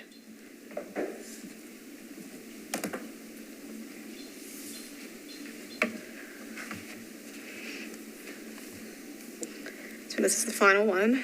So final project 2121 Belmont Boulevard, Unit 2. Again, part of the same complex, kind of same backstory as well.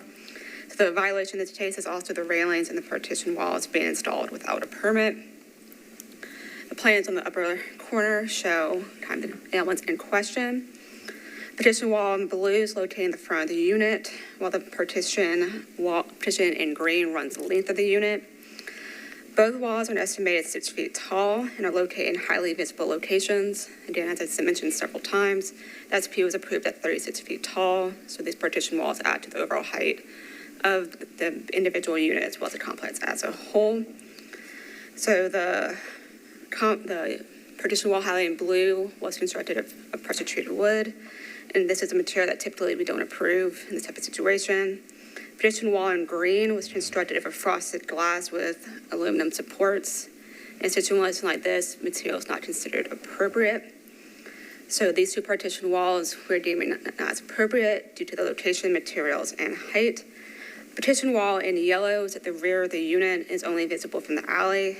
Is also constructed of the aluminum supports with the frosted glass and are an estimated 6 feet tall. Given its location, the fact that you can't see it from the public right-of-way, staff does consider this to be appropriate. There are also railings installed in the front of the unit, again, about 36 inches tall, made of bronze aluminum. Staff does find this to be appropriate given its small scale and materials. So staff recommends that the railings in the rear partition wall height in yellow in figure 2 in the staff report, finding that they meet sections 2B1B and 2B2F, the height and scale, section 2B2A for location, and sections 2B1D and 2B2F for materials. Staff recommends removal of the front partition wall. While it's highlighted in blue and green, figure 2 in the staff report, within 60 days of the commission's decision, finding that they do not meet sections 2B1B and 2B2F for height and scale, sections 2B2A for location, and sections 2B1D and 2B2F for materials. Thank you again, Kelly. Applicant, you here? Hello, John McAllister with Third Hill Construction, representing the homeowners at this. They're unable to be here today, so I'll be representing them. You've already heard it, short and sweet. The homeowner did file an application in, as Ms. Mitchell stated, and we would like to ask that we, similar to what's been discussed previously, that we look to the HOA to bring a proposal to the board in order for to move forward with that motion and, you know, correct the guidelines or set guidelines as needed with our proposal. So that is pretty much where we stand. And my client is looking for their documentation still. So if it is in favor of the board, the documentation for their permit for what they believe was permitted for their partition walls, they would like to include that in the, excuse me, lost words, the proposal for the future guidelines for this community, if that is acceptable. If we can provide documentation of previous approvals. Okay, thank you. Open public hearing? May I comment as a sexual labor? You can. I'm a member of the public. I can confirm I was there when they did that. They moved in late 2017 and they immediately constructed this. I recall them talking about permitting. I recall them applying for some extra elements that were not approved. Specifically, I talked to the neighbor this morning. Again, he reminded me of that, and he's right. So, he'll find that, but I'm sure he would be amenable to the same disposition if the commission so wills. Thank you, sir. Appreciate that. All right. Close public hearing, I think. No hands are raised. All right. Thank you. We have closed public hearing. Okay, commissioners. I have a question for this monster that I think probably will fall on me for having created it. For the administrator, just to assist the applicants as they move forward, because I think there's certainly some legal things as an HOA that they themselves have to resolve. And then there is a matter of how applications are made to the Historic Commission based on parcel number and address. This, as I recall, I think this was it considered as an SP in its entirety, but then we had to approve each individual one, or was it approved as a total development?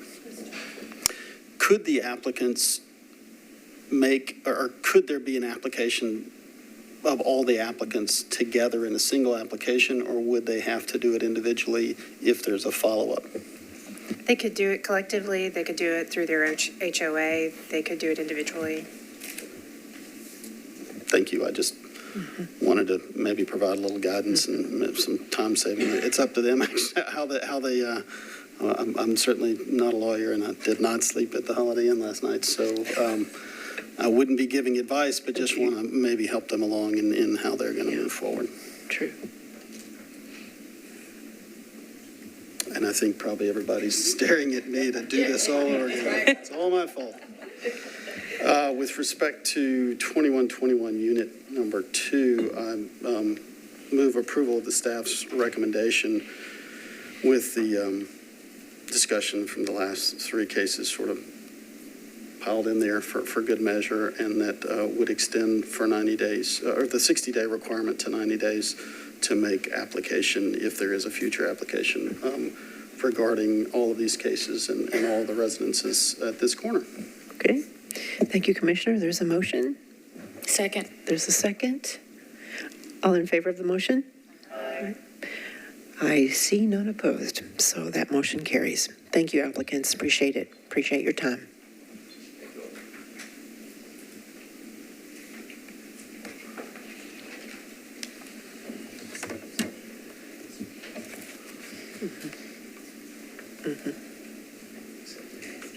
It's not working?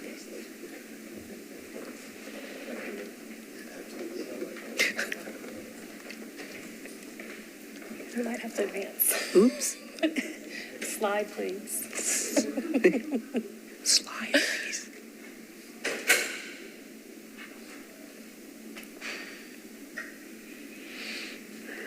Okay, I got it. Thanks. Okay, we are moving on. Next up is 1708B Beechwood Avenue. This is an application for the new construction of a single-family home in the Belmont Hillsboro Neighborhood Conservation Zoning Overlay. This existing house is non-contributing, and staff has issued a permit for its demolition. The proposed house is 1.5 stories at the front with a full 2 stories at the back. Given the historic context of 1.5 and 2-story historic homes, staff finds this form to be appropriate. The proposed height and width fit within the existing context. Due to the sloping and cross-sloping grade, the height varies across the site. As constructed, the foundation height should be consistent with the foundation height of the historic house to the immediate right. The setbacks meet all base zoning. Staff requests that the Oriole Bay, seen here on the bottom, should be added to the site plan prior to permitting, and it should not encroach on the 5-foot side setback. The front setback will be about halfway between the houses on either side, which is appropriate. Otherwise, staff finds that the proposed infill meets the guidelines for materials, orientation, and proportion and rhythm of openings. In conclusion, staff recommends approval of the proposed infill with the following conditions. The site plan shall be revised to indicate the Oriole Bay on the left side elevation does not encroach into the side setback. The finished floor height should be consistent with the finished floor height of the adjacent historic house at 1706 Beechwood to be verified by staff in the field. Materials should be reviewed and approved by staff. The utility location shall be reviewed and approved by staff.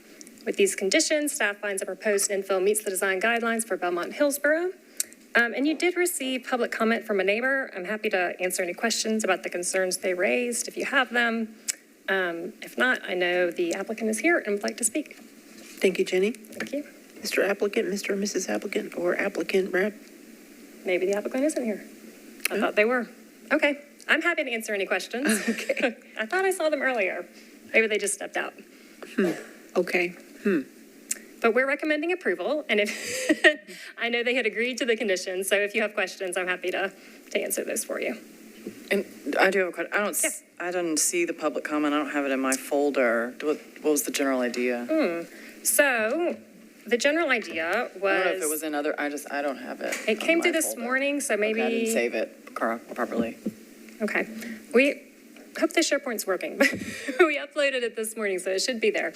But the basic gist of it was that the neighbor, and you can't actually see it here, to the immediate left, which is a new construction home, They had some concerns about the proposed width. They had some concerns about the location. You're seeing here on the site plan, there are 8 feet to the side setback on one side and 6 on the other. They wanted it to be shifted, so it was 7 and 7 to have sort of a better proportion along the street. They felt like it was too wide, and they felt like it was too close. If you can see, their house is the one at the top of the screen here. They felt like it was a little too close to their house and should be shifted closer to the other house there at the bottom.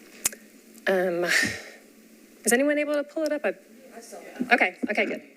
And they had some other, they were also concerned, theirs is a new construction home, and they were concerned that we didn't talk about that as well. I think you guys all know we don't consider new construction homes as part of the historic context, so we purposely did not discuss that, but they felt that their home should also be taken into context. However, their home was actually wider and taller than all of the historic context, and they were concerned that this was too wide. So if we had taken their home into consideration, it would have actually perhaps made this a little bit wider. So anyway, we didn't feel that it changed our recommendation.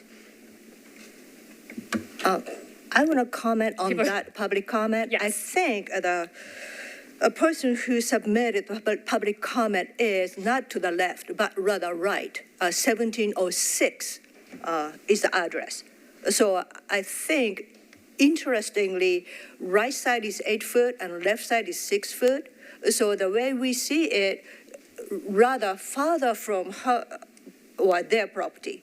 So they're asking 7 and 7 in their center, but as you said, it's not outside of our purview because they're hitting every single zoning requirement and historic design guideline. So I just want to acknowledge what they are submitted as a public comment, but it's not our purview to see if the house has to sit in the middle of the property. I think it is within your purview it does need to meet base zoning, but it could still, if it was shifted a foot, it would still meet base zoning. But yes, we found that it did meet base zoning, but I do believe it is within your purview if you wanted it to be shifted a little bit within that kind of allowable building box, you could request that. We didn't feel it was necessary 1 foot. Yeah, I think so. But that's certainly something you could consider. Commissioner has a comment to your comment. I've just looked it up again. Commissioner Johnson, it is 1708 is who submitted it, not 1706. 1708, which is to the left, is the letter that was submitted. If you're facing from the street, it was the new build, which is on the left. I thought the address, the person submitted, they cited their address to 1706. Their address is listed in the top right corner as 1708. No, that's the subject. So it's a little bit confusing. I believe there's a 1708 and there's a 1708B. Yes. So the person who submitted the letter is if you're looking at the elevation, is to the left. Sorry. Correct. That's correct. She explicitly said that her house was constructed in 2008, which is a house to the left. The house to the right is a historic house. Let's clarify. So Commissioner Johnson, you were talking about the one side that's actually closer to the infill. Is that correct? So is that left or right? Let's just clarify that. The one that is closer is the one on the left, and that's the new build. That's the one we received the letter from. Okay. She would like it to be shifted 1 foot further from her home. Commissioner Fitz, are you good with that? So 1706 is what she's quoting is on the left. No. 1708 is on the left, 1706 is to the right. They reference that the parents live in 1706, which is to the right. The person who submitted the letter is to the left. Yes. Which is the closer, which is, I'm going to be quiet a minute. Hey, I'm sorry. Here's the applicant. You know what, you're the applicant. Okay. Let's listen to the applicant. I know we're already in discussion. The house on the left. Please tell your name. My name is Dale Bright Keene. I'm with Dryden Architecture and Design. I'm the architect speaking on behalf of the applicant. Okay. The house on the left is if you're standing in the street facing the house on the left is where the public comment came from, which is 1708. she makes reference to 1706 in her comment as being friends with the people that live in that house, which is the house on the right side from the street. Commissioners, we're good? Yes. Just make sure we're good. Thank you for the clarification. Yes, and the reason for the 1 foot shift is there are some mature trees between 1706 and 1708B, and we wanted to stay away from those root systems of those trees as to not impact those trees. That is the reason for the 1 foot shift. Okay. And we are within the max build line and all setbacks, so. I have a question unrelated to setbacks and position on the site, and it's the front doors appear to be operable. Are they in-swinging sort of patio doors, or am I misreading that? On the front side, yes. So those are just going to be French door, operable doors, kind of like a Juliet balcony. Sure. Basically, is the intent there. And that's so a low planter. Swing above the planter. No. They're interior swinging, which I figured. And so the railing, you think you're gonna, because you have the planter there and it's not 30 inches, you don't foresee codes getting in your business about having a railing? I don't think so. I think we'll be okay with that. I think it'll be primarily, we are expecting like a pretty heavy vegetation, so there will be a barrier between you and. I don't have a problem with it. I just, if there's a railing or something that the staff would have a chance to review that. If you get there, you probably won't, but I just wanted to see what your thoughts on it were. Thanks. Absolutely. Anything else, applicant? That is it. Oh, you're good for a moment. Okay, thank you. We may have questions. Open public hearing? Close public hearing? Okay. We can continue discussion.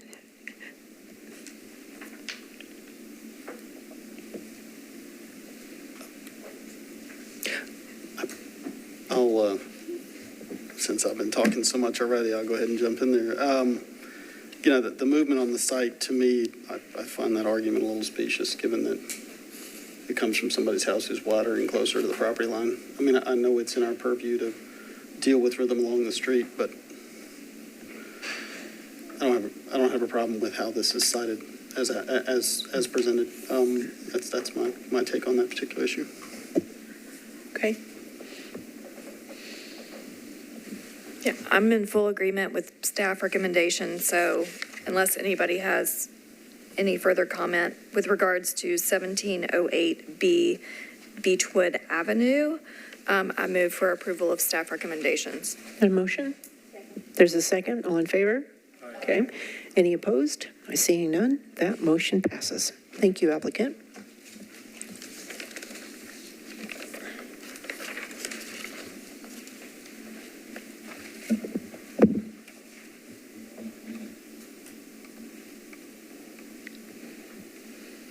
All right, the next case is 1109 Petway Avenue. The home at 1109 Petway Avenue was a circa 1915 1.5 story side gabled single-family home that contributed to the Eastwood Neighborhood Conservation Zoning Overlay. In 2020, the home was completely destroyed by fire. The MHZC issued a demolition permit for the remaining debris in November of 2020, and the site was cleared. The MHZC approved new infill for the vacant lot in April of 2022. The applicant now requests a new 2-story outbuilding behind the permitted 2-story infill. The proposed outbuilding is located at the rear of the lot behind the permitted infill and meets all base zoning setbacks. Staff finds that the proposed outbuilding meets all guidelines for footprint, heights, massing, siding, and setbacks, and add-on features. Staff finds that the known materials are appropriate, but additional information is needed on other selections. With review of the final material selections for cladding, trim, windows, doors, porch elements, and side elements prior to purchase and installation, and that the paired windows have a 4 to 6 inch mullion between, staff finds that the project meets Section 4 for materials. Staff recommends approval of the proposed outbuilding with the following conditions. Staff approved final material selections for cladding, trim, windows, doors, porch elements, and side elements prior to purchase and installation. With these conditions, staff finds that the proposed outbuilding meets Sections 4 for materials and 7 for detached outbuildings and garden structures of Part 1 and the Eastwood chapter of Part 2 of the Design Guidelines for Turn of the 20th Century Districts. Thank you, I can Joseph. take any questions if you have any, but I believe the applicant is here as well. Okay, applicant. Thanks. Good afternoon. My name is Jeff Goff from Root Architecture at 753 Alloway Street. I think the presentation from staff sort of stands on its own. I don't really have anything to add to that. We've worked quite a bit with them to sort of push and pull the design and make sure we're hitting all those marks that are important to this commission. So I'd be happy to answer any questions that pop up. None at the moment. Open public hearing. Close public hearing. Before I close public hearing, just addressing a little bit of what the public comment was that was on the share file. Some of the concerns that were listed are not under our purview, just to be sure we're clear on lack of parking, lack of stop sign, lack of no parking enforcement. That's not our purview. So want to make sure that that public comment was acknowledged. Okay, close public hearing now. Discussions?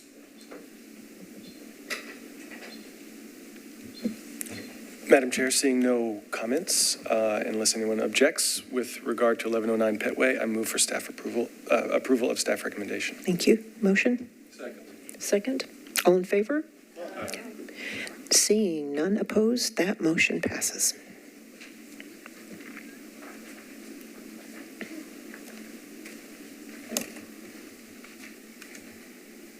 The next case is 1712 Ashwood Avenue. The house at 1712 Ashwood Avenue was a circa 1915 contributing home in the Belmont Hillsboro neighborhood conservation zoning overlay.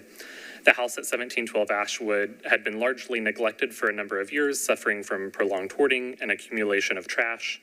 Because of this, the home had fallen into disrepair, and the commission approved demolition of the home at the March 2022 commission meeting. The applicant now requests new infill at the vacant lot. The applicant proposes to construct 1 1/2 story infill on the vacant lot. A future outbuilding is indicated on the site plan as well, but is not part of this review. The proposed infill meets all base zoning setbacks. Contributing homes on nearby similarly sized lots range from 1 to 1 1/2 stories, range in width from 29 feet to 40 feet, and range in height from 22 feet to 33 feet. The proposed infill is 1 1/2 stories, 40 feet wide and 26 feet tall. The top image on this slide shows contributing homes to the left of 1712 Ashwood Avenue, with the original home at 1712 Ashwood Avenue on the far right.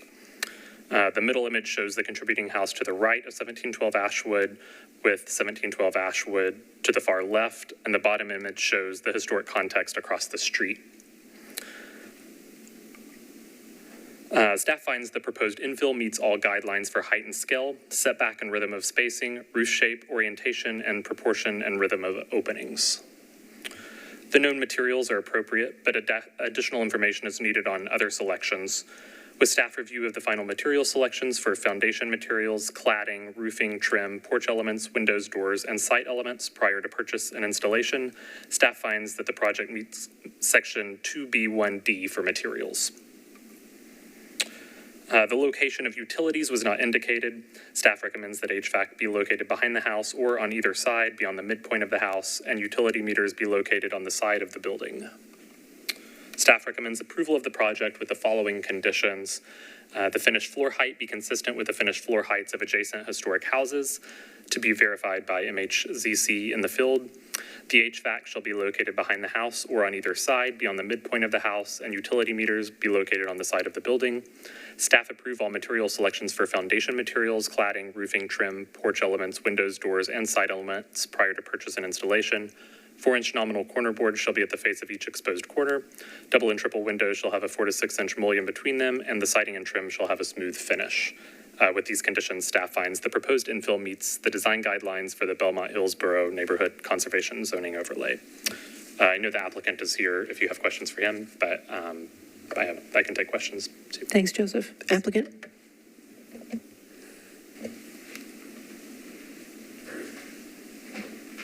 Hello again, I'm Brian Rainwater, the owner. Good seeing you all. I wanted to thank you again for giving me the blessing to tear the old house down, and it's been very helpful with this process. I appreciate staff's help in with my multiple submissions and my dumb questions, because I'm new at this. But yeah, I'm happy that they approved it. I hope you approve it. I hope you like it, and I hope you come see it when it's done. And that's all I have. Thank you, Mr. Rainwater. Appreciate that. We would have to notice it. Did you hear that? That was historical for you to invite us. I do have a question for the applicant. It's maybe something to avoid, or I think it might be something to help avoid, just so the staff is, when they inspect, it's clear what the details look like. It's towards the rear of the house, so I'm not sure it will matter, but that it's not visible from the street. The details of it won't maybe matter as much, but as the roof slopes down and there's the porch kind of off the rear of the house, as the shingles come down and there's flashing, you're going to be walking out there and there's a little bit of a balcony, and as that rake edge comes down the house, is that just going to be, sort of shingles that you see, and you'll see a finish, sort of an exterior finish that turns around the corner to make the outside inside, I guess, if you will. It's a dormer that comes down, so I'll lose some space because of the way we had to do the roof line. Sure. So as tall as I am, I'll probably, hit my head about right here. Got it. So looking from that angle, it's probably be like something I'd put a plan in, but it's finished from the outside. Okay. And so if you saw it from the front or the rear, it's not going to look. And it looks like the rail sort of tucks in the rake of the roof instead Correct. of coming out and hitting it. So those kinds of details often will matter, and that you've worked them out in your head, it sounds like, or certainly how you're going to construct. Yeah, I was confused when the architect sent it. I said, well, what's the lady floating in there? Because she put a, and she said, no, that's showing where your head's going to hit. I'm like, okay. Got it. I didn't understand. Thanks. But that's all. That was the only question I had. Okay. Thank you. Thank you. Mm-hmm. Open public hearing. Close public hearing. Question or motion? I know it was difficult, for us to, give the demolition for this house, but again, I think we've voted, I don't know if it was unanimous, but I know we did vote for it after several of us did visit the original house. So I'm always glad to see when, after we do that a nice project comes after it. And this one is very in line with the previous house in size and, height and width and massing, and it fits into the neighborhood. That has a very strong neighborhood, that has a very strong historic context in that street, especially and in that block. So I just thank the applicant for that, and thank staff for working with them. And regarding, unless there's any other comments from other commissioners regarding 1712 Ashwood Avenue, I move for approval with all staff recommendations. Motion? Second. All in favor? Okay. Any opposed? None seeing? That motion passes. Thank you again, applicant. Thank you very much. Appreciate it. See you soon.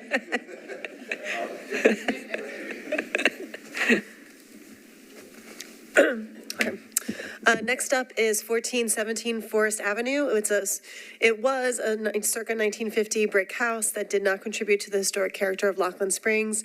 MHCC staff did issue an administrative permit for the demolition of the house in March of 2022. The house has since been demolished. So here are just some context photos of the house that was previously on the site, with two historic houses on either side, and then houses further down the street to the left, and houses to the right on the top image, and then houses across the street from the lot. So you can see the context was largely one and a half story houses, some with Victorian kind of hipped roof forms and some with more 1920s, 30s gabled forms. Here is the site plan. The front setback is lining up nicely with the two houses on either side, and the house meets all the base zoning setbacks.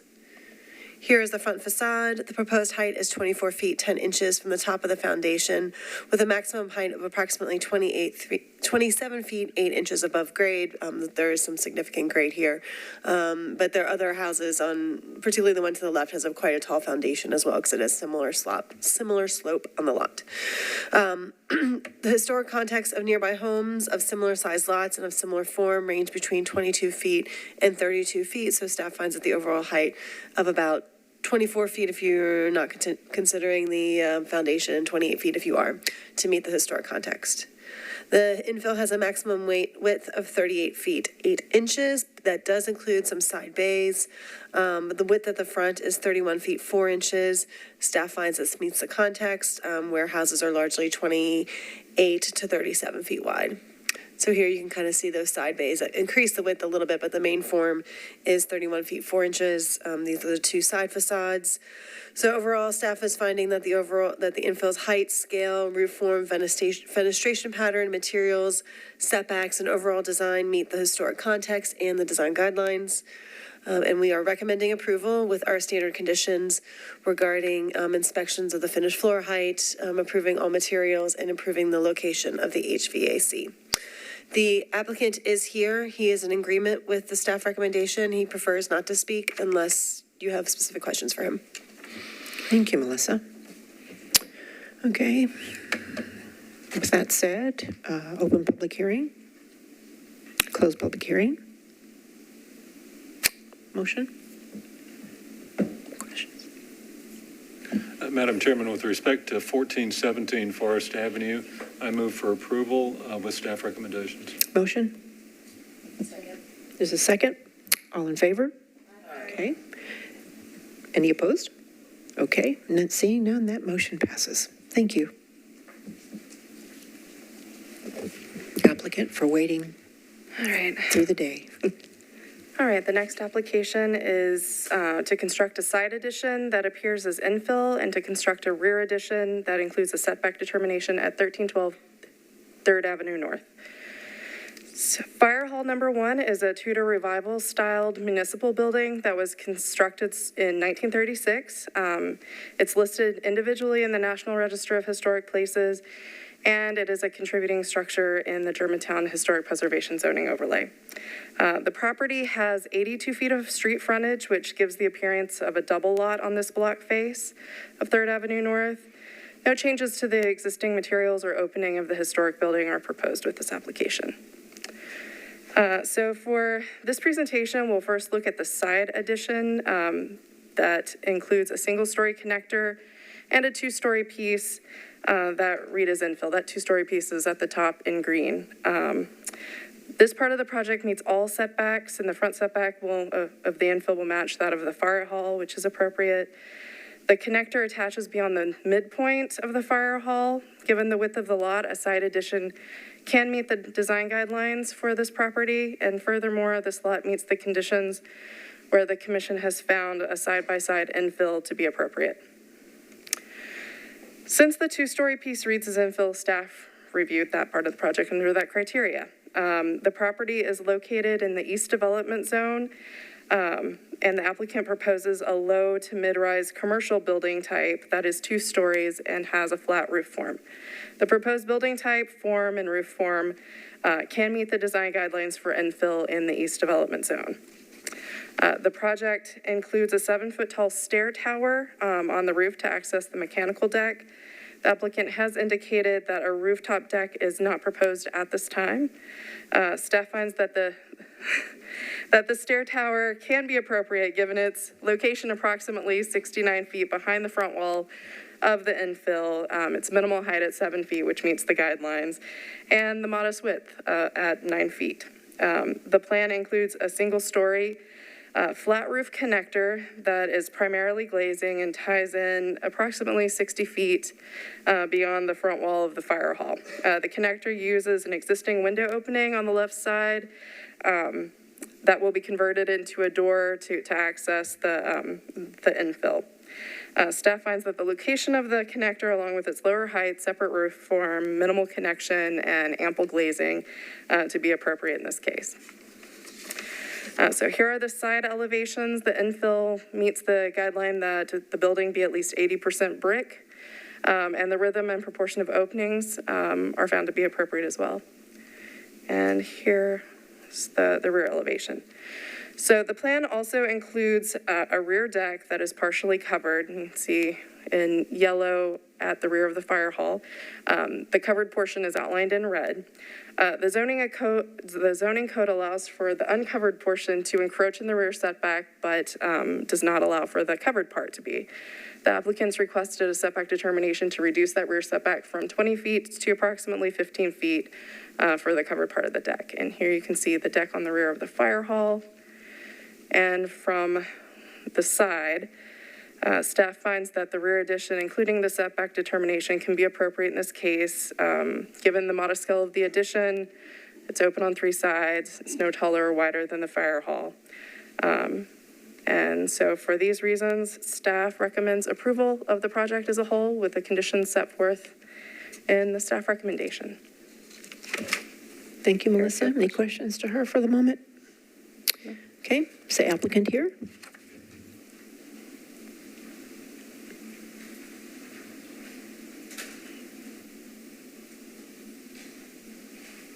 Good afternoon. My name is James Bagwell with Dryden Architecture and Design.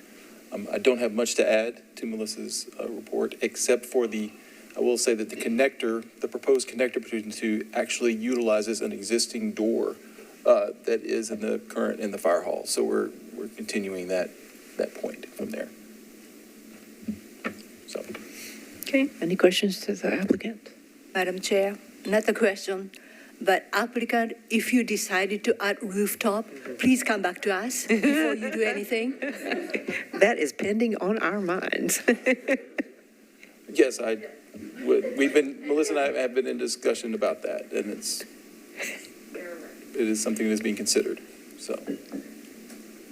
Thank you, appreciate that. Open public hearing? Close public hearing? Okay, commissioners, I think we all had that on our, we wrote that down very clearly. Very good. Any other discussion or comments? Okay. Madam Chairman, with respect to 1312 3rd Avenue North, I move for approval with staff recommendations, and also appreciate the staff discussing the use of the rooftop deck and the necessity of coming back to this group for approval if that develops. Thank you, Vice Chair. There's a motion. Second? There's a second. All in favor of the motion? Okay. Any opposed? Okay, hearing and seeing none, that motion passes. Thank you.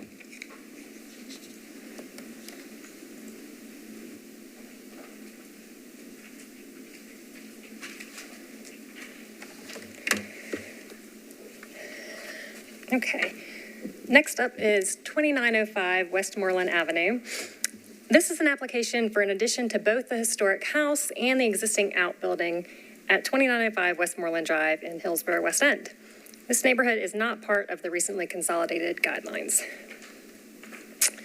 So there are a couple of unusual conditions with this property. First, there's this existing addition that's just easier to show you than to describe. The elevated rear wing extends the main floor of the house and creates covered parking underneath. So that rear addition has been there since at least the 1960s. This photograph is dated 1968, and you can see the addition there in that photograph. The second unusual condition is the garage, which sits on the left side property line, and it's about 6 feet from the back of the addition, from the side of the addition, excuse me. There's been a garage in this location since at least 1932. That's the Sanborn map here dates 1932.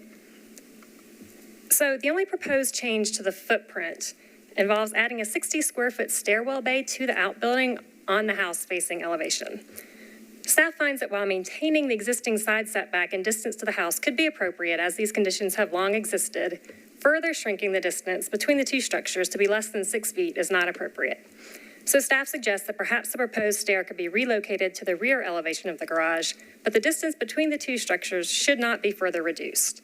It's a little bit hard to tell what's happening, but that the bay attached to the garage on the left there is all enclosed. And then that other stairwell attached to the back of the house is open. Otherwise, staff finds the proposed additions to meet the guidelines, both to the house and to the outbuilding. Staff recommends approval of the proposed additions with the following conditions. Number one, the distance between the outbuilding and the house shall not be further reduced. Number 2, the utility location shall be approved. And number 3, staff shall review and approve materials. With these conditions, staff finds the proposed project meets the design guidelines and recommends approval. And the applicant is here and would like to speak. Do you have questions for me first? Thanks, Jenny. Applicant? Thank you for waiting to the timeline. The last, yes. Hi, my name is Mitch Hodge. I'm representing the owners here today. I agree with the comments. We'll be happy to reconfigure that stairwell, move it around. That's not a big issue there. I just want to emphasize that we're staying within the footprints of these. We're not adding a garage somewhere. We're merely doing a roof expansion there, and the same thing for the house. We're adding within the footprint of that roof, and from that, I'll take any questions. Okay. Thank you, Mr. Hodge. Any questions? Okay. Open public hearing? Close public hearing?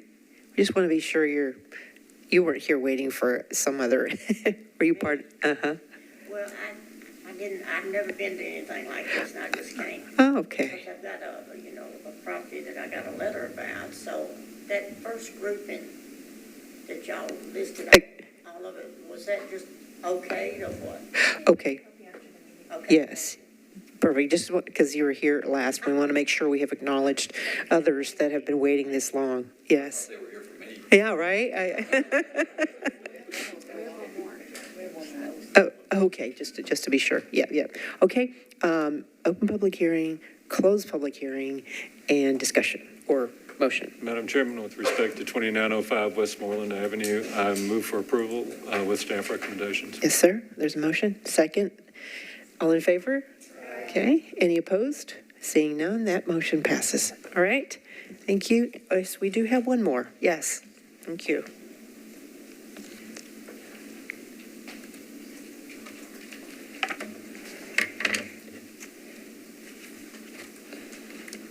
Okay, lastly, we have 3704 Princeton Avenue. Is that, did you hear? Okay. This is an application for a rear addition that requires a setback determination at 3704 Princeton Avenue, a contributing house in the Richland West End Neighborhood Conservation Zoning Overlay. The addition is both shorter and narrower than the historic house. It does not more than double the footprint. The applicant has also asked to add a rear deck, which could be approved administratively if this setback determination is approved today.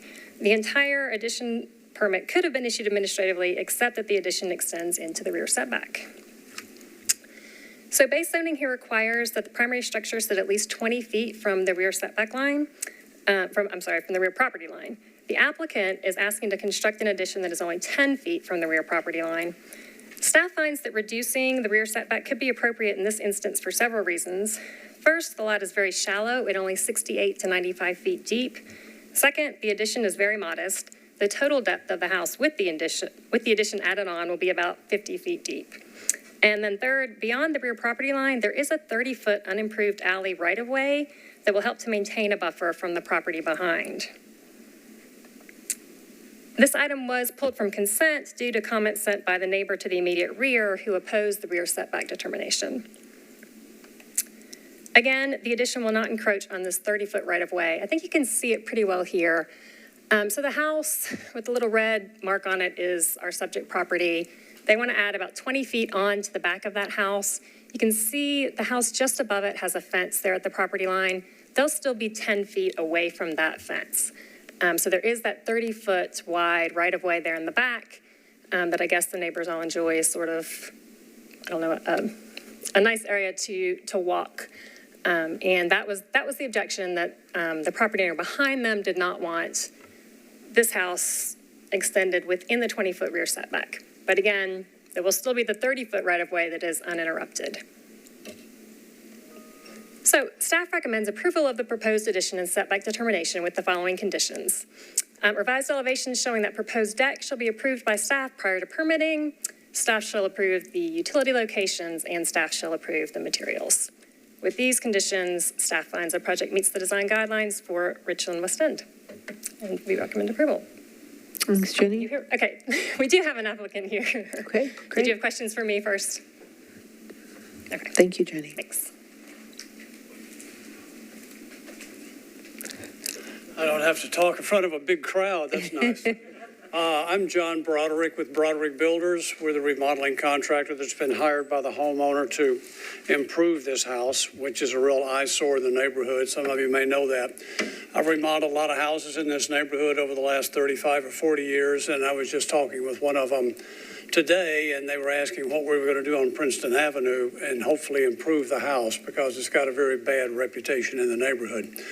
All that being aside, we're asking for this variance primarily so we can get Linda Howe, who recently bought the house, have a complete living area up on the main level of the house. She's an elderly person, sort of like myself, and it's imperative for her to be on the main floor and to get an ADA compliant bedroom and bathroom. We're going to need a footprint that will be applicable to the same thing that's been submitted to the commission. So that's why we're asking for this slight variance. It's approximately 100 square feet. That's what the triangular piece is. It's going to sit over the setback, so it's very, very minor. Appreciate your help on it. Thank you. Thank you, sir. Appreciate you waiting. Okay, Any questions? open public hearing and close public hearing. So any questions and discussion or? Yeah, I'd just reiterate, I think the staff's analysis on this, it's a modest renovation to a modest home, and they've noted the irregular and confining shape of the lot, and given that it's within our purview to grant setbacks, I think maybe this is a stretch. Again, didn't sleep at Holiday Inn last night, so our council might disagree, but I think, it would be detrimental if if the applicant were to maintain that 20 feet, it would almost be as if it were taking, and it could be detrimental to the historic asset if we were not to permit it. In my view, that because it's modest, it is at the rear, and we are protecting the historic nature of the home and the setback and all those things. For all those reasons, I think this setback is appropriate, despite any comments otherwise. Thank you, Commissioner. I'd like to add on the public comment we received was stated it will create precedent. However, this street property to the east, property is much closer than 20-foot setback. One is 10-foot setback from the alley. Another one is actually literally in the alley setback. So considering those nearby neighborhood, accepting this setback determination will not create precedent, rather create good infill development for this particular property. So for that reason, I support staff recommendation. Thank you, Commissioner. Anyone else?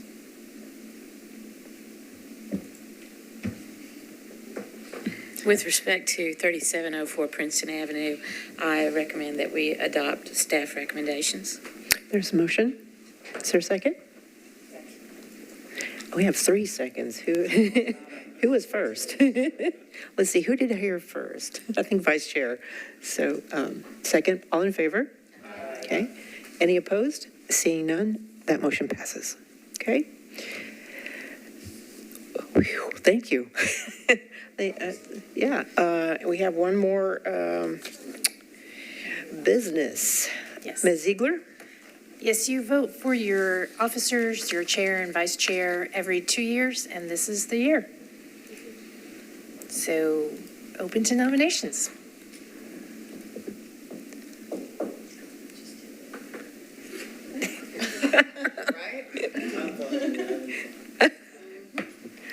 I think we've been running so well, I would like to nominate our sitting chair and vice chair.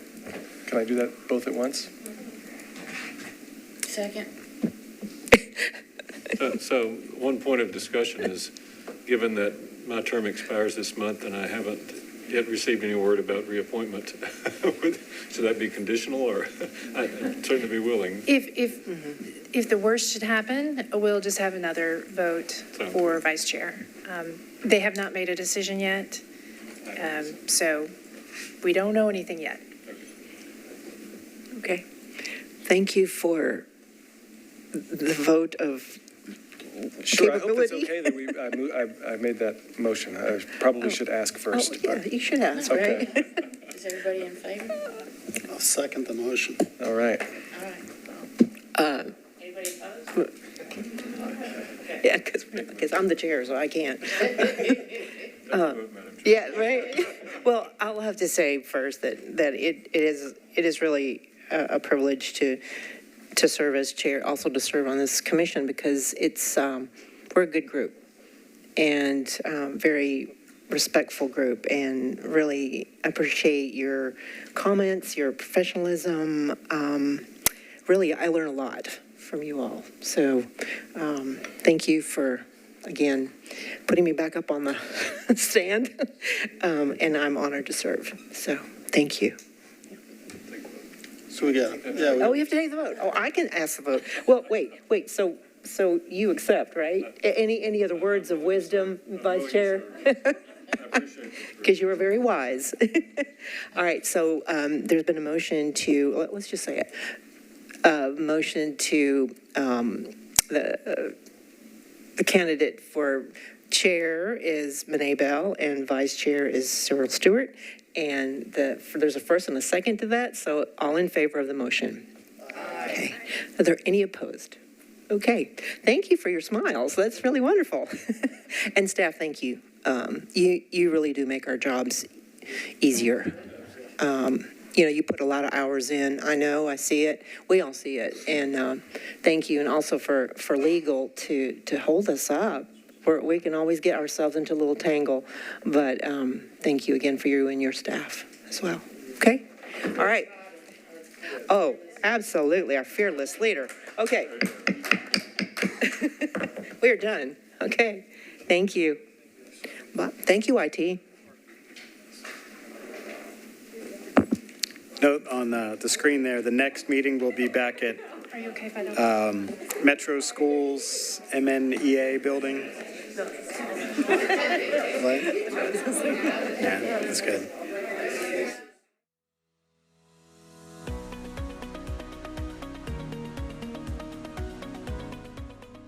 This has been a service of the Metro Nashville Network. If you would like to see this presentation again, or for more information on this and other programs, visit nashville.gov.